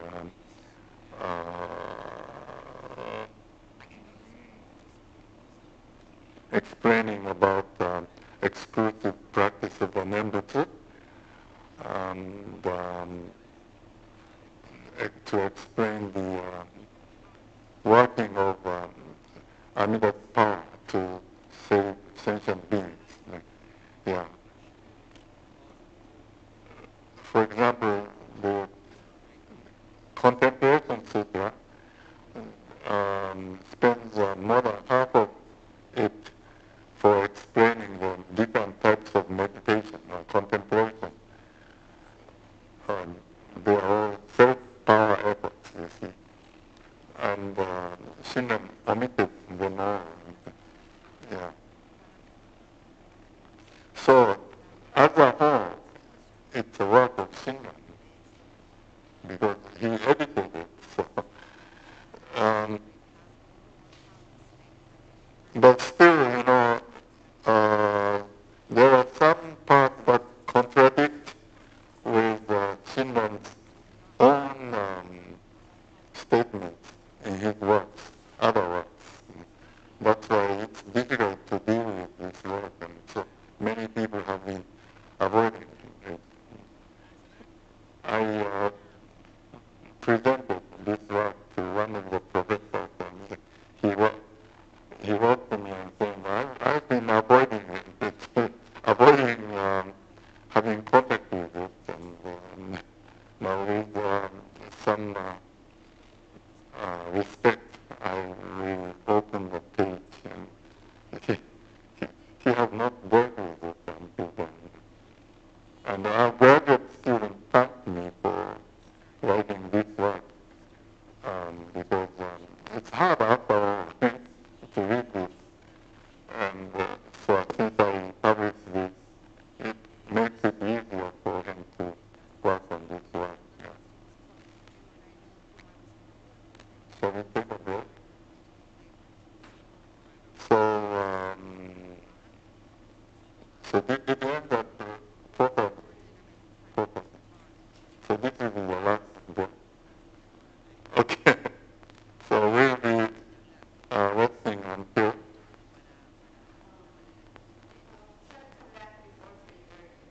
That's too long. 3:20. 3:25. That's a deal.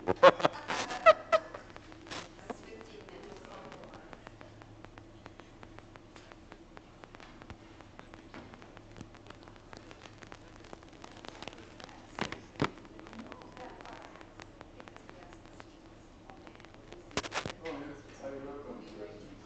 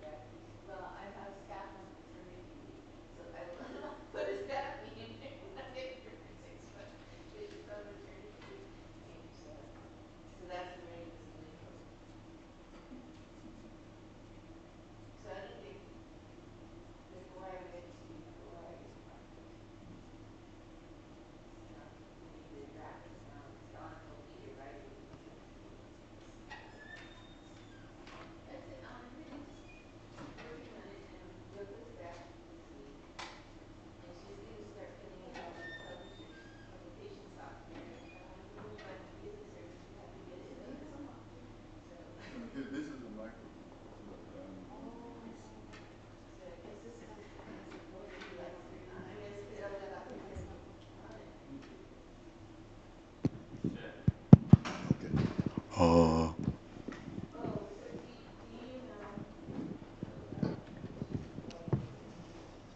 that I happened to sit, because we had to stand, and then we sat, like he was filed out, we had a certain place to sit. So I happened to sit next to this lady, Irene.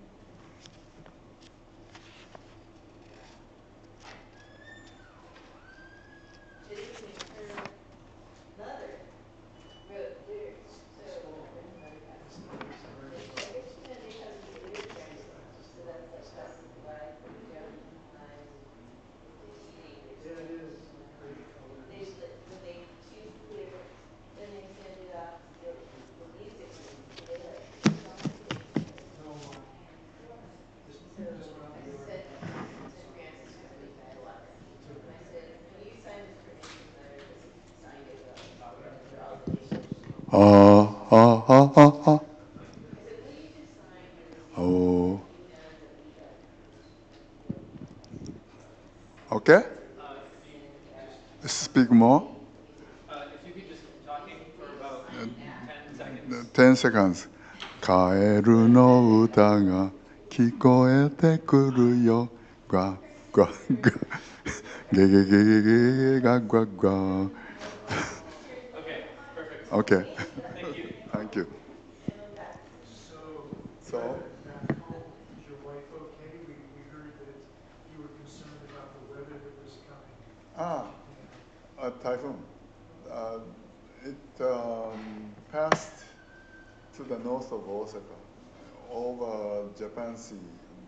So this time it didn't affect us much. But we number them. This one was 25th typhoon of the year.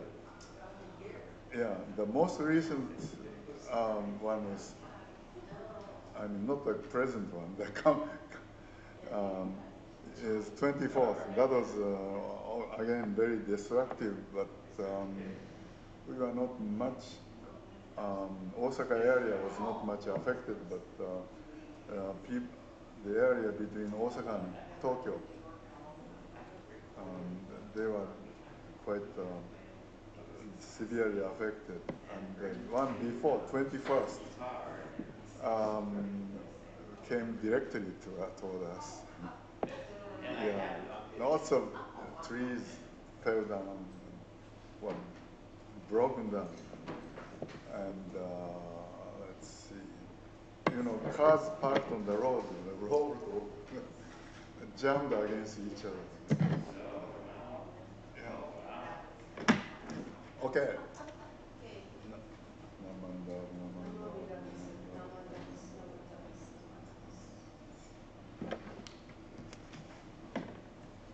So I was talking about what is Shinjin, and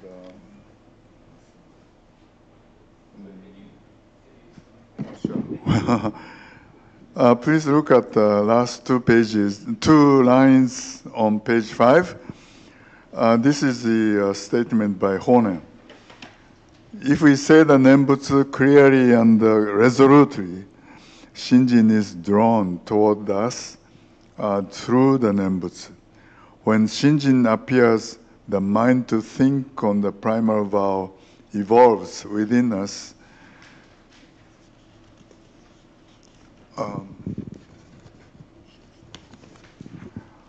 When we think on the primal vow, the mind to rely on the primal vow grows in us. With this mind arising, our Shinjin is protected, and we can, without fail, attain birth in the Pure Land. Such should be our understanding.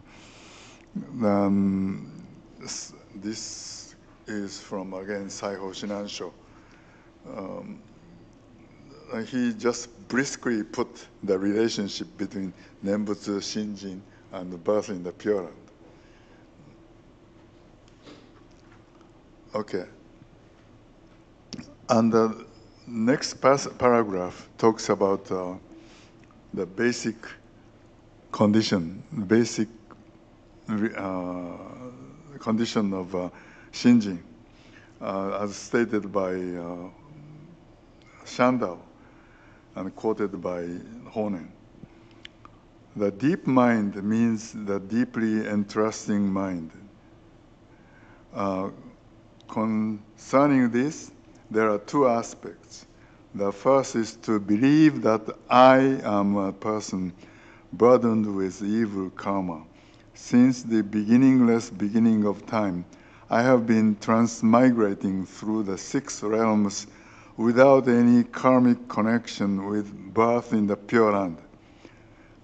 The second is to believe without doubt and without any calculation that if persons of evil karma should establish a strong karmic connection with the power of the Buddha's primal vow, they will attain birth in the Pure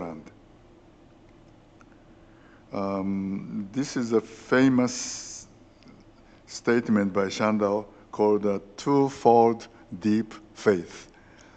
You see, one is to believe that you are a person who is heavily burdened with blind passions, who has no way to get out of the transmigration or suffering, a life of birth and death. No way. You cannot even imagine a dream of getting out of the life of birth and death by your own power. And the second is, Amida Buddha has been striving to save such a person, such a wretched person as I am, to rescue me from the condition of transmigration. These two contradicting beliefs constitute that Shinjin. Is it clear to you? Unless you, what? I have a sort of more practical question. So are you talking about natural death and that transition? And so in this thinking, does it matter if it's another way, like a kamikaze pilot or somebody else? Does it matter how the death occurs if it's not a natural death? Sorry, I didn't quite understand your question, but when a natural death occurs, then? Presumably, if someone believes in the Nembutsu, then they go to the Pure Land. I see. And does it matter how, if it's not natural? A person who doesn't believe in or who has no connection with this teaching? No, somebody who does. Who does? Okay.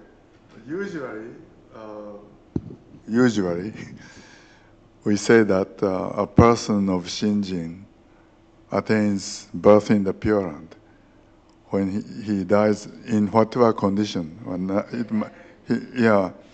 He might die a natural death, or he might die in an accident, or, as you said, like in a situation like a kamikaze suicidal death. And, yeah. They can all go to the Pure Land. They all go to Pure Land. Yes. The other question that has come up now in California, Oregon, and Washington, the physician-assisted suicide for people who are mentally competent, that they can get assistance from a doctor to end their life if they have some kind of condition that is known to be terminal. Mm-hmm. So some people with neurologic conditions like Lou Gehrig's disease, where they're really going downhill and have no quality of life, can take advantage of this law now. Mm-hmm. So if someone like that was a believer and they take their own life by taking the medicine, they can still go to the Pure. It's a difficult question. You're talking about somebody else that is not you, right? So basically, we don't know where the person goes. But usually, we say that a person of Shinjin goes to the Pure Land when he dies. The person is a believer in the Nembutsu. Mm-hmm. Then the problem comes when the person doesn't believe in Nembutsu. Then what will happen to the person? Theoretically, okay, theoretically, the person goes back to the life of transmigration. Yeah. Oh, thank you. Thank you very much.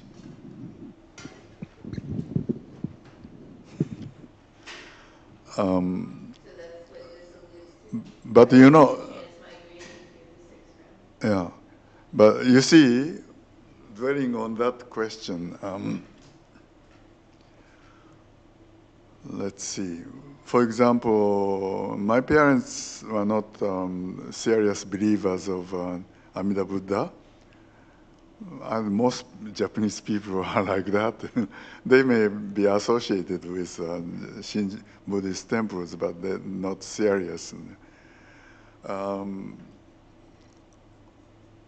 what will happen to them? The question becomes about me or you and yourself, who wonders where the person has gone. You are the one that, if you are worried about where your relatives have gone, or you yourself should become a seeker of, follower of the Pure Land Buddhism, Shinran, and become a Nembutsu practicer. Then,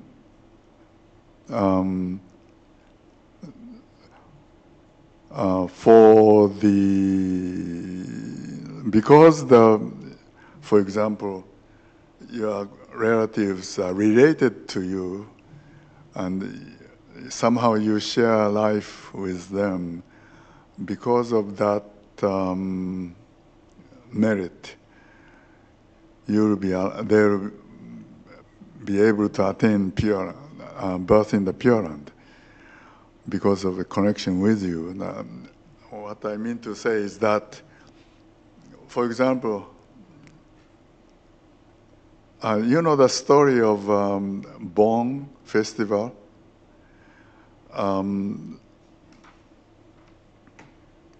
Mogarana wondered where his mother went. You see?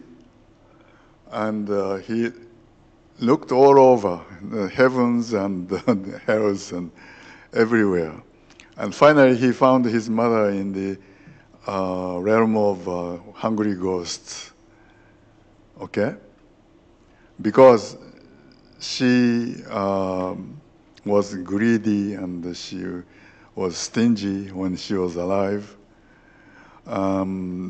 So as a punishment, she fell into the realm of hungry ghosts. And Moggallana, consulted with Shakyamuni Buddha. And so Shakyamuni Buddha said, at the end of the summer retreat, you should treat all the monks to a dinner, or also you should give clothes to them. I mean, practice extensive dana, you see. And that's what Moggallana did. And finally his mother was rescued from the realm of hungry ghost.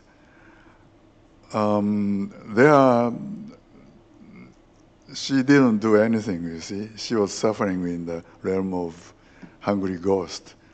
But what happened is he became a true disciple of the Buddha. Until then, I think he was a disciple of the Buddha, but he hadn't truly understood the Buddha's teaching. And by following the Buddha's instruction to selflessly donate, give away things to the monks for the prosperity of Dharma. He acquired a tremendous virtue, and that saved his mother. But then again, sounds like his dana came with attachments. Came with what? Attachments, because he was giving it away to rescue his mother. Yeah, but in giving away, he's releasing himself from attachment to things. And of course it was to help his mother, but actually he's wholehearted, yeah. We thought dana is selfless giving. Selfless giving, yeah. Yeah, without expecting any reward. That's right, but he completely entrusted himself to the Buddha. That's the important part. Yeah, he totally accepted the Buddha, yeah, and contributed to the prosperity of the Dharma. So here, what is in question is whether the person who is not a follower of the Nembutsu can be saved or not. I'm not sure if this is the true answer or not, but as far as I'm concerned, I must become a good Nembutsu practicer, and then people who are connected with me will be saved ultimately. So that's the responsibility of each one of you.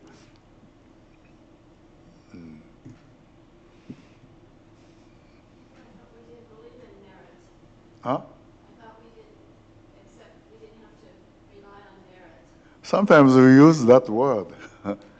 Well, if you like, you can use the word virtue. After all, when you help others, then you receive virtue. But you don't do it in order to accumulate virtue. That's not shouldn't become the purpose. The virtue naturally comes, spontaneously comes.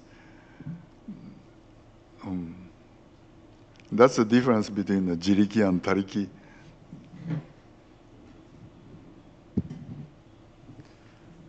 Okay, we'll finish what I have prepared, and then if you have further questions and comments, we'll talk about it.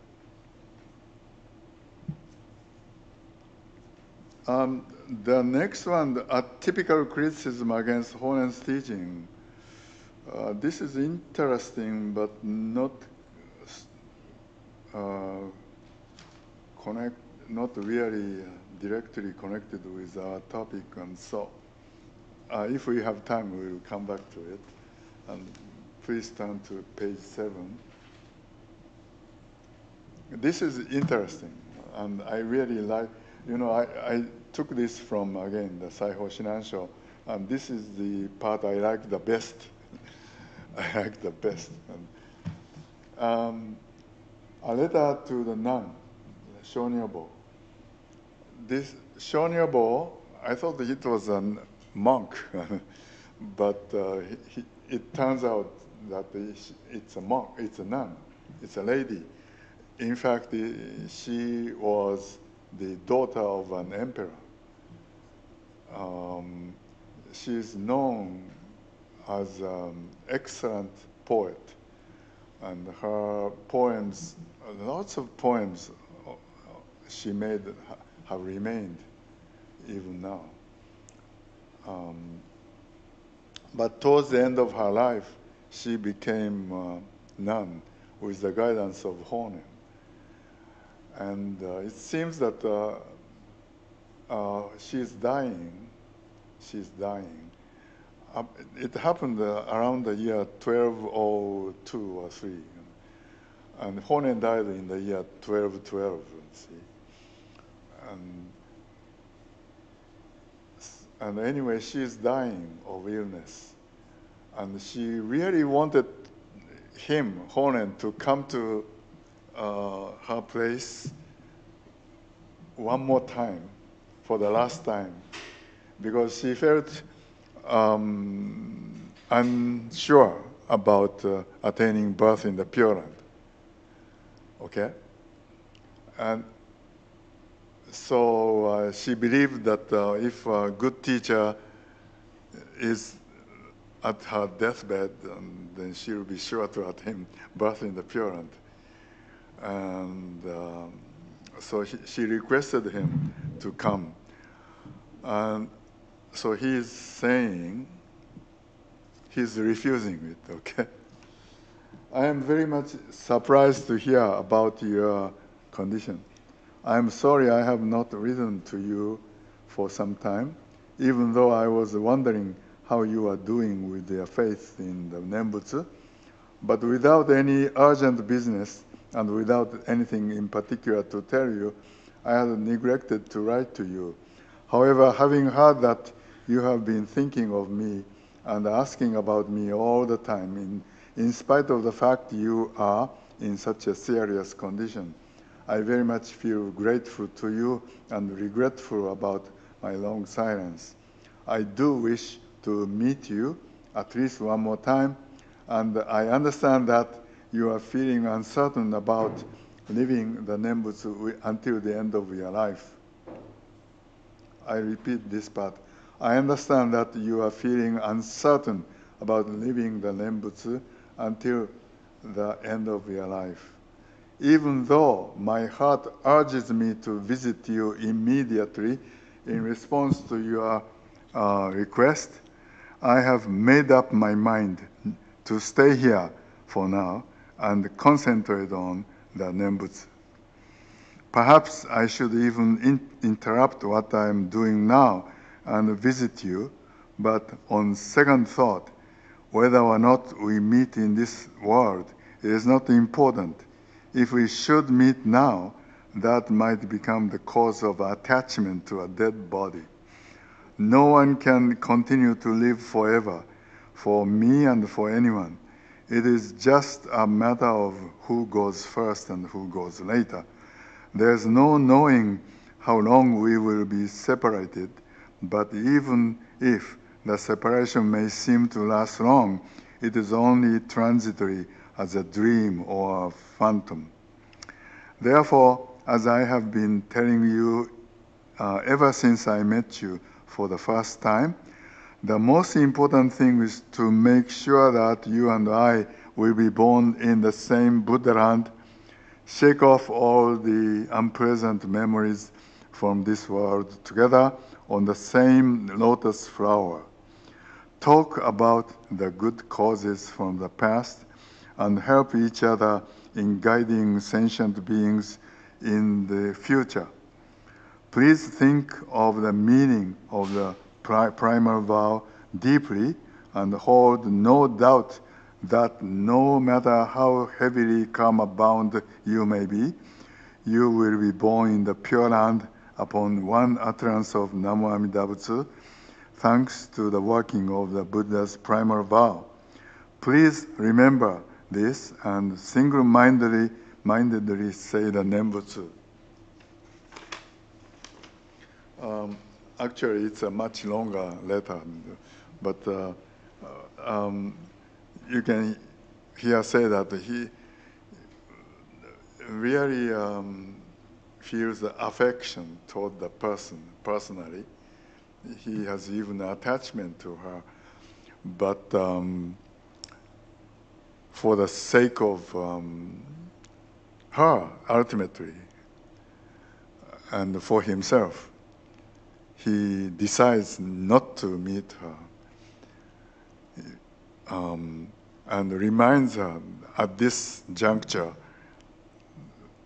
thinking of the primal vow, Amida's compassion, and saying Namo Amida Butsu is the most important for her in this condition. You see? And so after that, his Dharma talk continues, so that she will attain birth in the Pure Land. What do you think about this? Well, Huh? Pardon? it sort of brings me back to what you were saying about your parents. Mm-hmm. You know, that your parents weren't really Mm-hmm. strong Yeah. practitioners. Mm. But to me, it seems like people in Japan, well, I've always heard they say that people in Japan, while they're living, they practice Shinto. I mean, they're always praying for something, for good health, or praying that their children are able to have good education, good job, and they're always, have all these attachments. And then when you die, that's when Buddhism steps in, and you have a Buddhist funeral. And so, I mean, can't this apply to all these people in Japan? Can this apply? Yeah, I mean, it says basically all you have to say Namo Amidapsa is one time, or when you're dying, can't you? I mean, all through your life you're practicing Shinto, and then finally on your deathbed, can't you say Namo Amidapsa? And This has nothing to do with practicing Shinto. What he's I mean, not even saying Namo Amidapsa throughout your lifetime, except finally on your deathbed. Yeah, he's emphasizing at this time he's trying to direct her attention to the Buddha, concentrate on him. But if he visits her, a different element will appear. It's a personal attachment, you see. So he's trying to avoid that in order to direct her attention to the Dharma. Yeah. And he also wants to be true to what he's been preaching. But to me, it seems like, that here in the U.S. there have been books written on death and dying, and when you find out you're dying, you go through all these different stages where first there's denial. Okay. And then eventually there's acceptance. And so, can't you finally, I mean, in that similar situation, as you're dying, you finally accept the fact that you're dying, and at that point, you don't need any of your attachments. And can't you attain Shinjin at that point by reciting the Nimbo Sutra? I think you are talking about something entirely different from what's going on here. Yeah. I think Kubira Ross was a psychologist, right? And from psychological viewpoint, she presented his theory about the process of death and dying, right? Yeah. But this is more spiritual topic, yeah. But at the end, you realize as you're dying that everything is hopeless, and so you may as well. It's not hopeless. You see, he's infusing her with a lot of hope for the future, for the next life. That's the difference. Yeah, it's not giving up. No. When I mean everything is hopeless, I mean, you realize that sport. And so then you basically start accepting and trusting being a Buddha. But she had been entrusted. She had entrusted herself to Amida Buddha, but she has to confirm it. But if Honen went there personally, it doesn't become confirmation. So he's refusing it. That's right, yeah. And that's why he said no. No. You know, in another part of this book, Honen is saying, in fact, he's quoting somebody else. In Chinese tradition, filial piety, to be good to treat your parents kindly is very important, right? But the best way to to show your filial piety is to sever your relationship with your parents one time, and you enter the temple and practice hard and attain enlightenment, become a good monk and guide your parents to Buddhahood. That's the best filial piety, it says.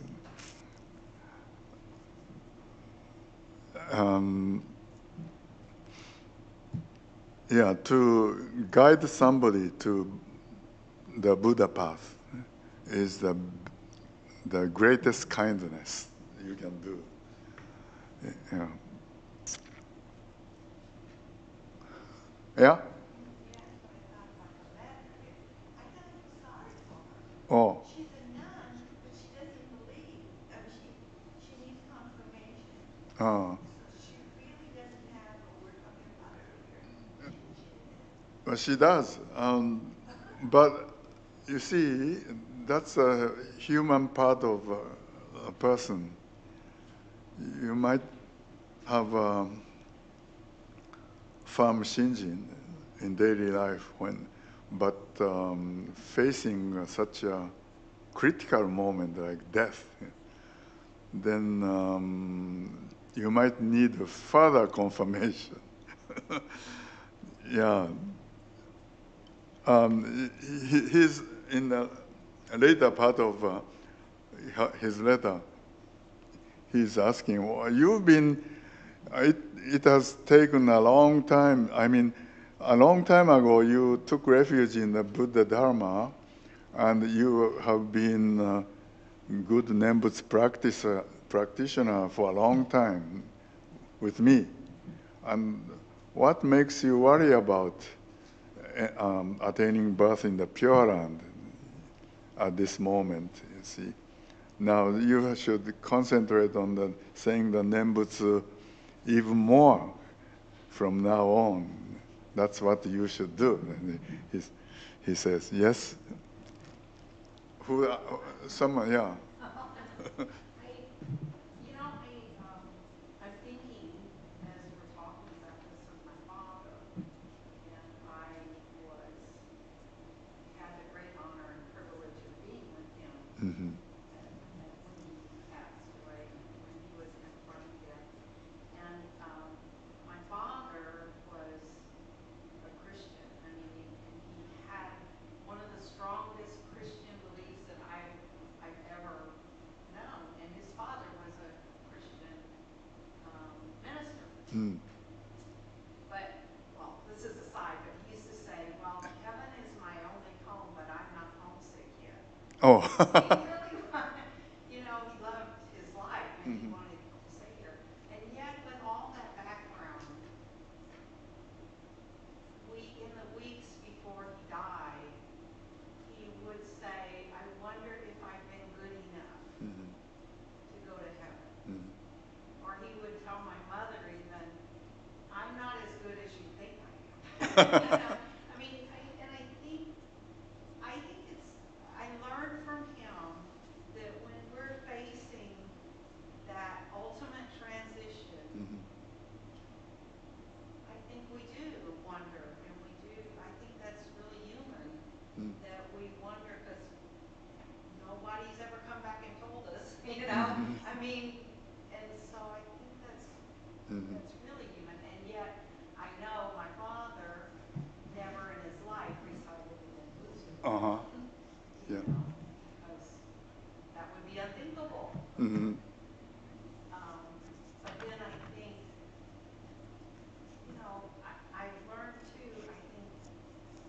this way, that truth is truth, and it remains the truth, no matter what my belief about it is. My beliefs are just my beliefs. And so, whatever it is at that moment is, it is. There's nothing we can do about it. And yeah, so we hope we have that comfort, the same thing that we took in my father's case, and trusting his belief in the other power. That was his way of Yeah. expressing that belief too. And then as we were talking, I was along those lines, and I think you kind of answered it. My question before is that because of the primal vow, is it necessary for us to be a Jodo Shinshu believer? Because as Buddha already said that he would not become a Buddha unless everyone attained birth in the Pure Land, or everyone. So is that not our assurance that we have that? Well, this is a Buddha path, the path to Buddhahood, you see. In order that this is a Buddha path, there must be a route, a path from here to the Pure Land, right? And so if there is no condition, if non-believers who don't care about anything about Nembutsu, who don't know about it, then we are not concerned about them. You see, the Amida Buddha is not concerned about them. You see, he's that everybody is saved means that everybody who entrusts himself to the Amida's primal vow and says the Nembutsu will be saved. That's the minimum condition. So if everybody is saved without any conditions, then there will be no Buddha path at all. I have a really hard time with that. Yeah. No, that's true, you see. I mean, it may be true, but if you think Amida is immeasurable, yeah. and light, And I understand what you mean. is all accepting. And this was the issue for me when I was in middle school, and I had a friend who was a very devout Christian, and his parents were very involved with the Salvation Army, and they did a lot of great work helping the poor. And he told me that because I didn't accept Jesus Christ, I was going to hell. And I thought about it and I thought, are you telling me that people in deep Amazon who might never have heard about Jesus Christ are not good people and capable of going to heaven, if that's the belief system? Okay. And that just doesn't make sense to me. Okay, I understand what you mean. The difference between that and Jodo Shinshu is if you are happy with the way you live, or if you are happy with the faith you have, you can have it. And we are not interfere with that, and with due respect, I'll leave it to you like that. We don't say that. Amida doesn't say you will fall into hell. Those who slander the Dharma will go to hell. You see, but it's their own doing. It's not Amida who pushes the person to hell. Amida doesn't punish anybody. Even Shakyamuni Buddha doesn't. You see, the person, because of the law of karma, you see, when you do something you get the result of it. And if you if you follow some other religions, that's fine. Yeah, we don't say we never say that the Christians will fall into hell. That's the only difference. That's the big difference. Yeah, this is the area of Jodo Shinshu I personally have the hardest, the most difficulty with, because I like the imagery of the Pure Land. I like the imagery of, as he's doing here, of pointing forward as far as instead of saying your goodbyes, you're pointing to the Pure Land and being together there. That's very comforting to me. But I probably don't understand it well enough, but the whole notion that Amida only saves Jodo Shinshu Buddhists, or only Jodo Shinshu Buddhists can go to, a nice place like the Pure Land feels funny to me. If you put it, it's kind of narrow. I mean, we don't say only Jodo Shinshu Buddhists will be saved. Well, it's not wrong. It's not wrong, but it sounds very narrow. Amida will save only Jodo Shinshu Buddhists, you see. And the spirit is, Amida is willing to save everybody. But people who are not awakened to the Amida's working, Amida has no way to help them, you see.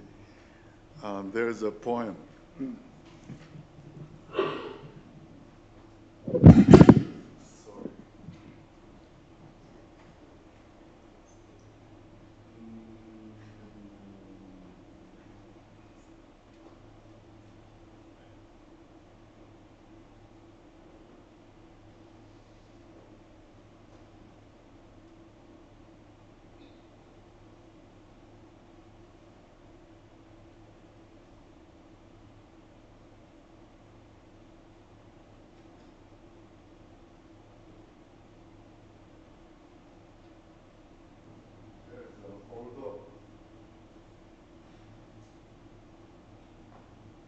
Although the light of the moon reaches every part of the village, it abides only in the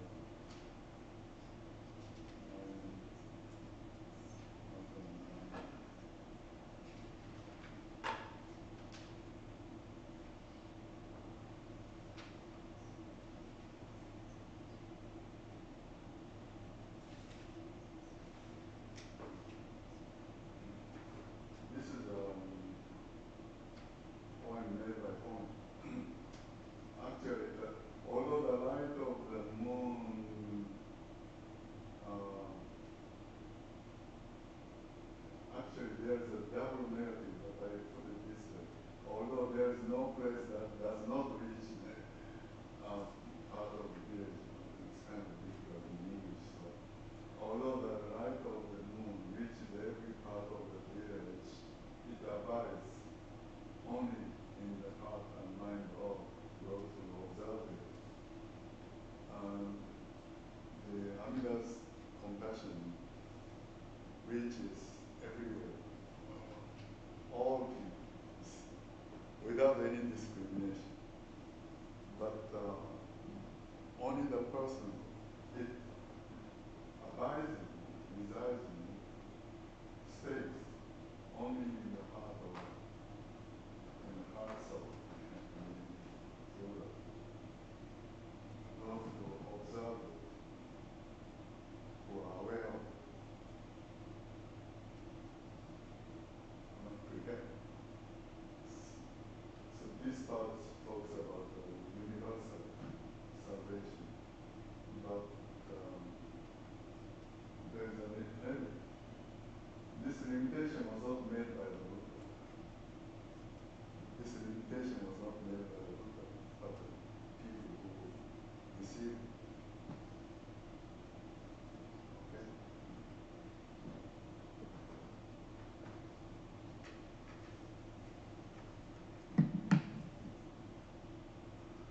In fact, this has become song of representing Jodoshu, the present Jodoshu.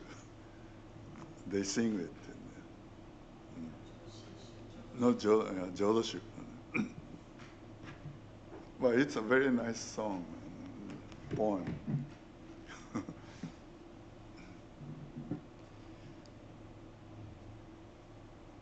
Is it clear to you? So there's a book called "Who Ordered This Truckload of Dung?" Means you don't have to accept, things that you're going to hell. Going to hell. That's how I feel. I was going to say something I forgot.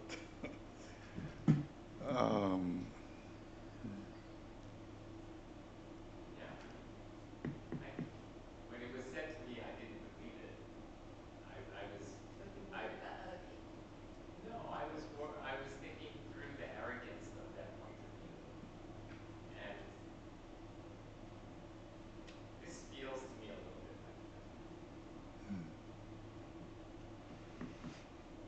Because you could be a much better person than anybody else who says Namo Amida Butsu. In the absolute sense, you could be Mother Teresa, and I don't know what her thoughts were in her head and how she lived, but say you could be Mother Teresa and never have said Namo Amida Butsu.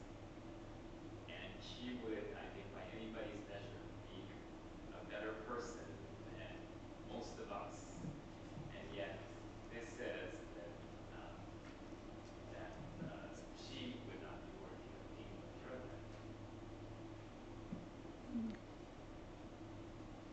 land.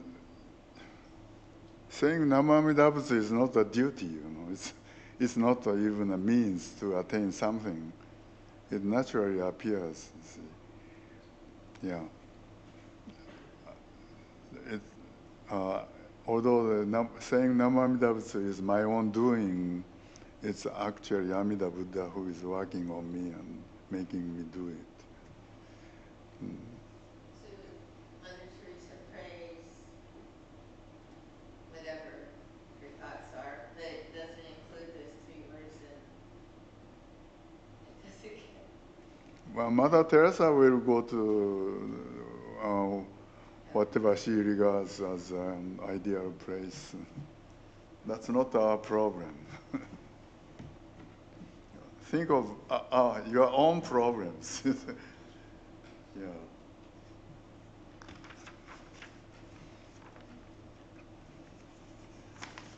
Okay. So let's come to the end of the page 8.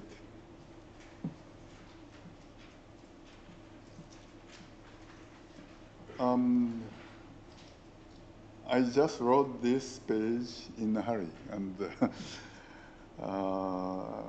it's not very well organized, but tentatively, this is my understanding. Birth in the Pure Land, what it means. Okay? Pure Land is the sphere where Amida's wisdom and compassion, or Amida's primal vow, prevail, which is boundless, limitless, immeasurable, unhindered, inconceivable, without defilement, filled with joy. The land please add is. The land is constructed with Amida's light and life. As I said earlier, somebody said the Pure Land is constructed with 48 vows. This world, Saha world and the Pure Land are inseparable. This world is constructed with blind passions, while the Pure Land is constructed with pure wisdom and compassion. Because there is a Saha world, there is a Pure Land, just as because there are ordinary foolish beings filled with blind passions, there came into being Amida Buddha with a primal vow. One can say, because there is the Pure Land, we are shown which way we should direct our life. And because there is Amida Buddha, we know whom we should rely on as our ultimate refuge. The Pure Land and the Saha world, the Amida Buddha and the sentient beings are dynamically acting and reacting to each other. In a sense, there is a clear chasm between the Amida and sentient beings and between the Pure and the Saha world, but it is a primal vow in the form of the name, Namo Amida Butsu, that tirelessly work on us so that we are awakened to the world of tranquility, peace, purity, sincerity, and love, and begin to take steps toward the Buddha's world. The working of the primal vow is rapid, but we, filled with blind passions, walk only at a snail's pace. However, once grasped by the working of the primal vow, we are never abandoned. In this way, the life of a Nembutsu is a slow but steady journey toward the Pure Land. The birth in the Pure Land is not the goal of our Nembutsu life, but its ultimate consummation, worthy of celebration. So this is my thought. So the last one comes from this Kyogyo Shomonri, Shinran's Kyogyo Shinsho. It's a citation from the Garan Sutra. On seeing a bodhisattva perform various practices, some give rise to a good mind and others a good mind of evil, but the bodhisattva embraces them all. Well, this is the last statement of Shinran in the Kyogyo Shinsho.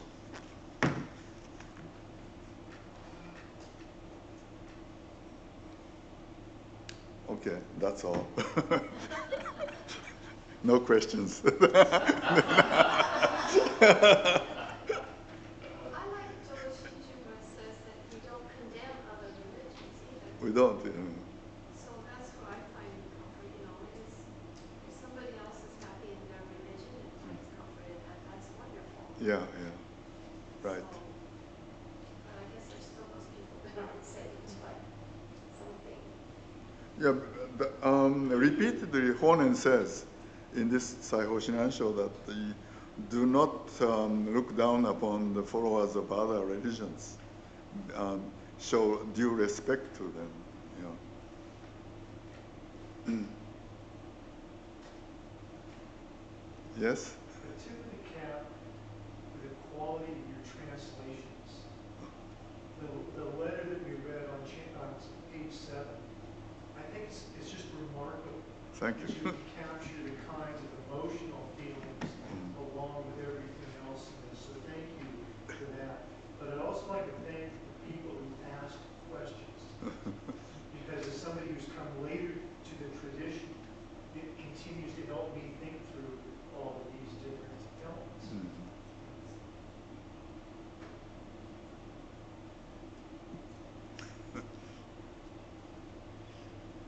Well, because you asked so many questions, nice questions, and I was able to learn more. And I'm giving a lecture, but I'm also learning, you see. Yeah. I found that even people who are very committed to Jodo Shinshu, in particular, Reverend Dr. Alfred Bloom. Oh, yeah. He was interviewed by the Honolulu Star Advertiser about 6 months to a year before he died. Mm-hmm. And he was already in hospice care Mm-hmm. from his cancer. And in the article, he had doubts. Mm-hmm. Yeah. He really said he wasn't sure that he was going to do it. Mm-hmm. That's a very honest statement. Yeah. Who can truly say that? I was going to quote a passage from Tanisho. It's a famous passage.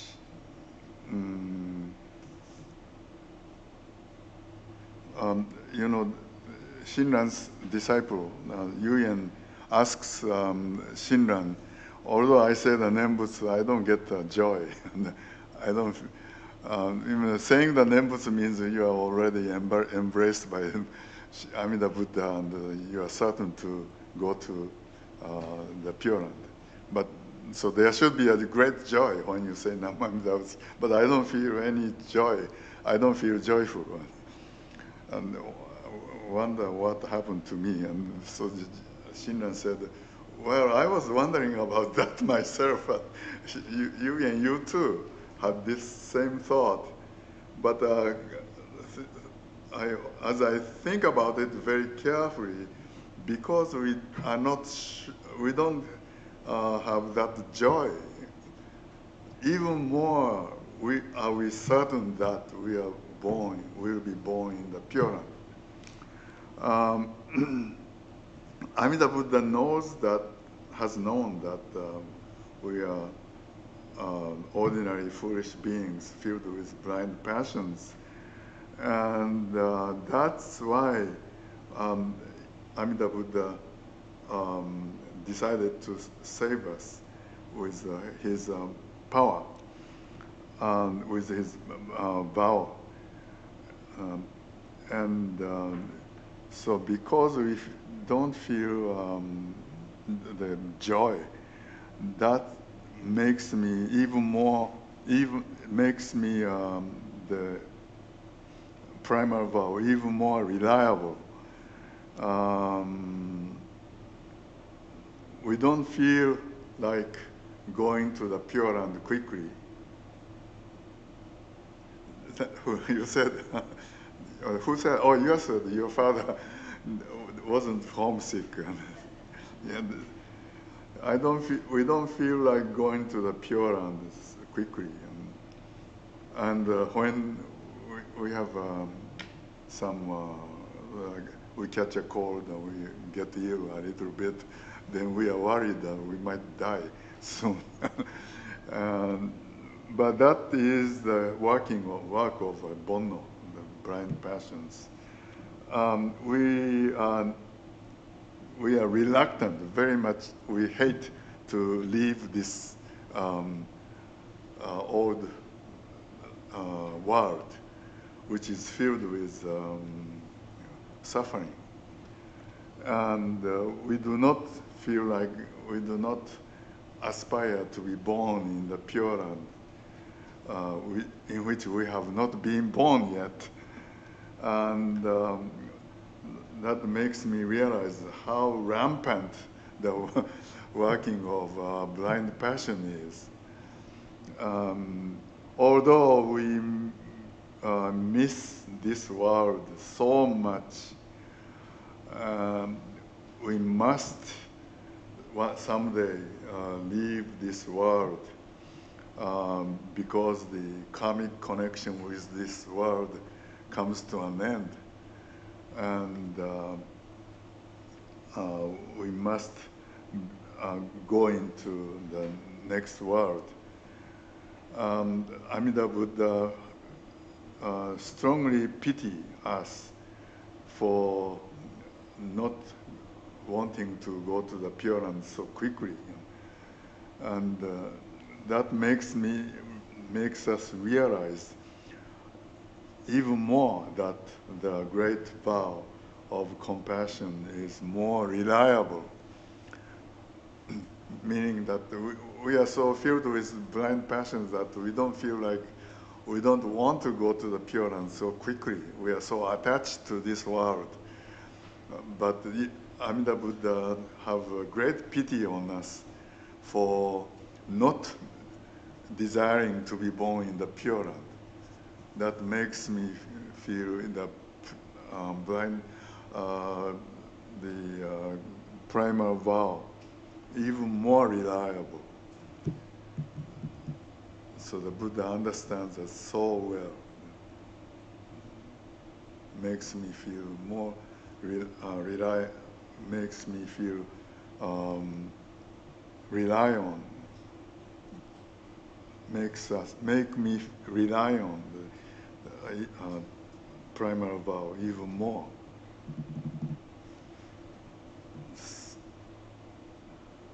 Yeah.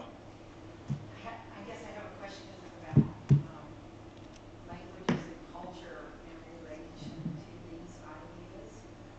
And because sometimes I think of my father, who was Texan. Texan. And so, although he never encountered this language, and you're probably wondering, well, why didn't you say it? But, you know, it was so ingrained in his being, this other language, that he had to relate to this other power, or this other power that he relied on, you know, and that it would have been unthinkable for me to have, at the time, talked to him about my beliefs in Joshinshu. So it was many, many years before we could even talk about this. And one of the good things is that in the last day or weeks or months that I spent with him, he was able to tell me that he could see that this teaching had been a great benefit to me in my life. But when thinking of this question, because it does matter to us, because we all have people we love who we question what happens when we die, or when they die, or when we die. So sometimes I wonder if this entrusting in this other power, entrusting in the vow, that same concept comes in different languages and different cultures in ways that maybe we don't understand. But it's the same truth, no matter what our beliefs about that truth are. So what is your question? So the question is, do you think, you know, I think we get hung up, and it's hard for us to think, well, you know, when you said saying that in Butsu is the path to the Pure Way, and although Amita's compassion is everywhere and everything, you still have to be able to see it and say it in order to go that path, which is hard for people to understand. But do you think that maybe that same path is expressed in other languages and other cultures? So it's a matter of, different ways, you know. is it a matter of translation? I have a question that Okay. relates to this. Can we consider ourselves good Jodoshinshu Buddhists if we believe 98% of what is written, but we have doubts about the 2%? If we, or disagree with the 2%, but it's no consequence because, you know, it's just how we interpret. Because I can read this in a way that enables me to believe that even if somebody doesn't say out of their mouth the words Namo Amida Butsu, they are still capable of going to the Pure Land because, you know, they have lived and in their hearts they live in a certain way. And I think I always will have to believe. I will always have to believe. And so, am I still a good Joshinshu Buddhist if I accept everything else and this part of it I tweak in my own mind? If you accept 95%, then you are great Jodoshinshu.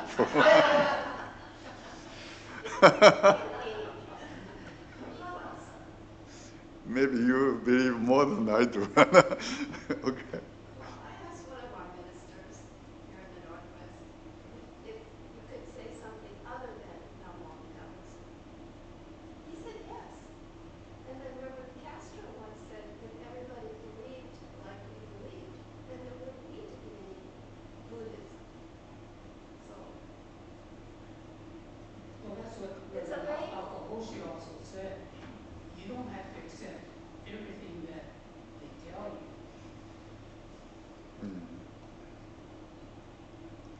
Isn't that what Amida said to his disciples? Don't accept everything I tell you. Think it through on your own. And maybe 2% of it doesn't make sense to us, so we Ignore that. I was once in Salinas, California. There are quite a few, I think, Americans of Mexican origin. And I was very much impressed with one man. He said he had been with the temple about 3 years, but his understanding of Buddhism Shin Buddhism was great. He had hit the depths of Jodo Shinshu. Yeah, in 3 years he could reach there through English. You see, he didn't know any Japanese. Yeah, it happens too. Yeah.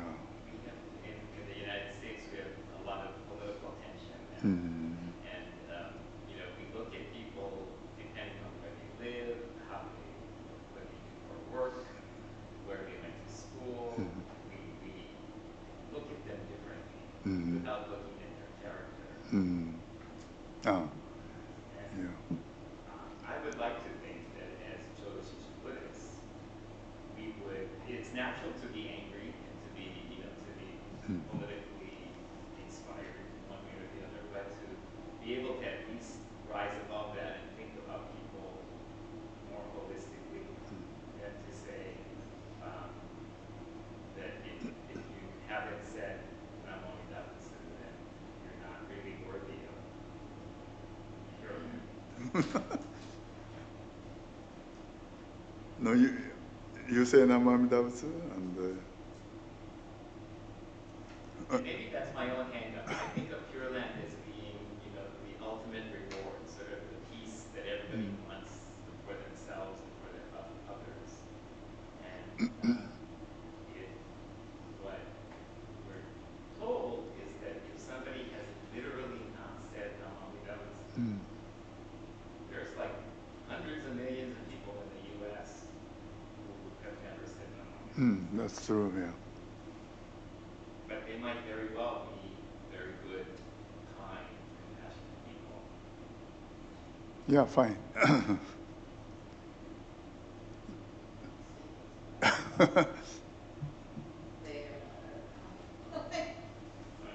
So is what you're saying is this question is just an internal one? We should, it's just between, Well, for me.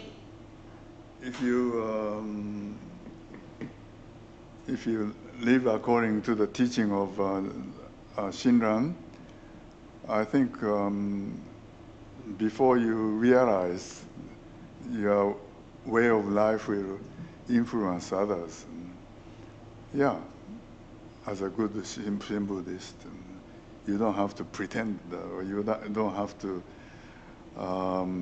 advertise that you are Shin Buddhist, but somehow the teaching will become entirely part of you, and it will gradually change your attitude toward life and toward your neighbors, and then people will begin to recognize it. And yeah, that's the way how Buddhism spreads.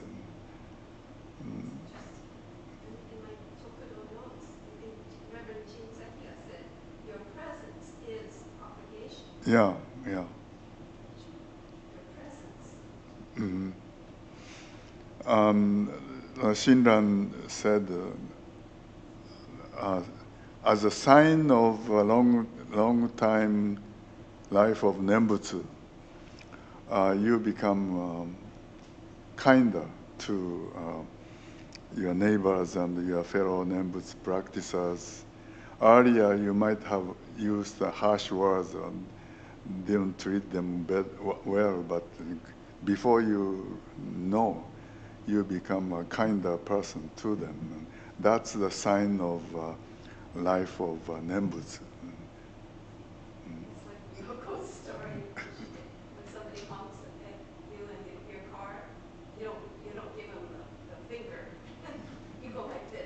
It works. Particularly one hand. Yeah, one hand, you have to keep one hand on the steering wheel. Well, can we close? Yeah. It's been a good discussion. Thank you very much, Sensei. Thank you. Namo Buddhassa, Namo Buddhassa, Namo Buddhassa, Namo Buddhassa. Oh, thank you very much. Thank you all for coming.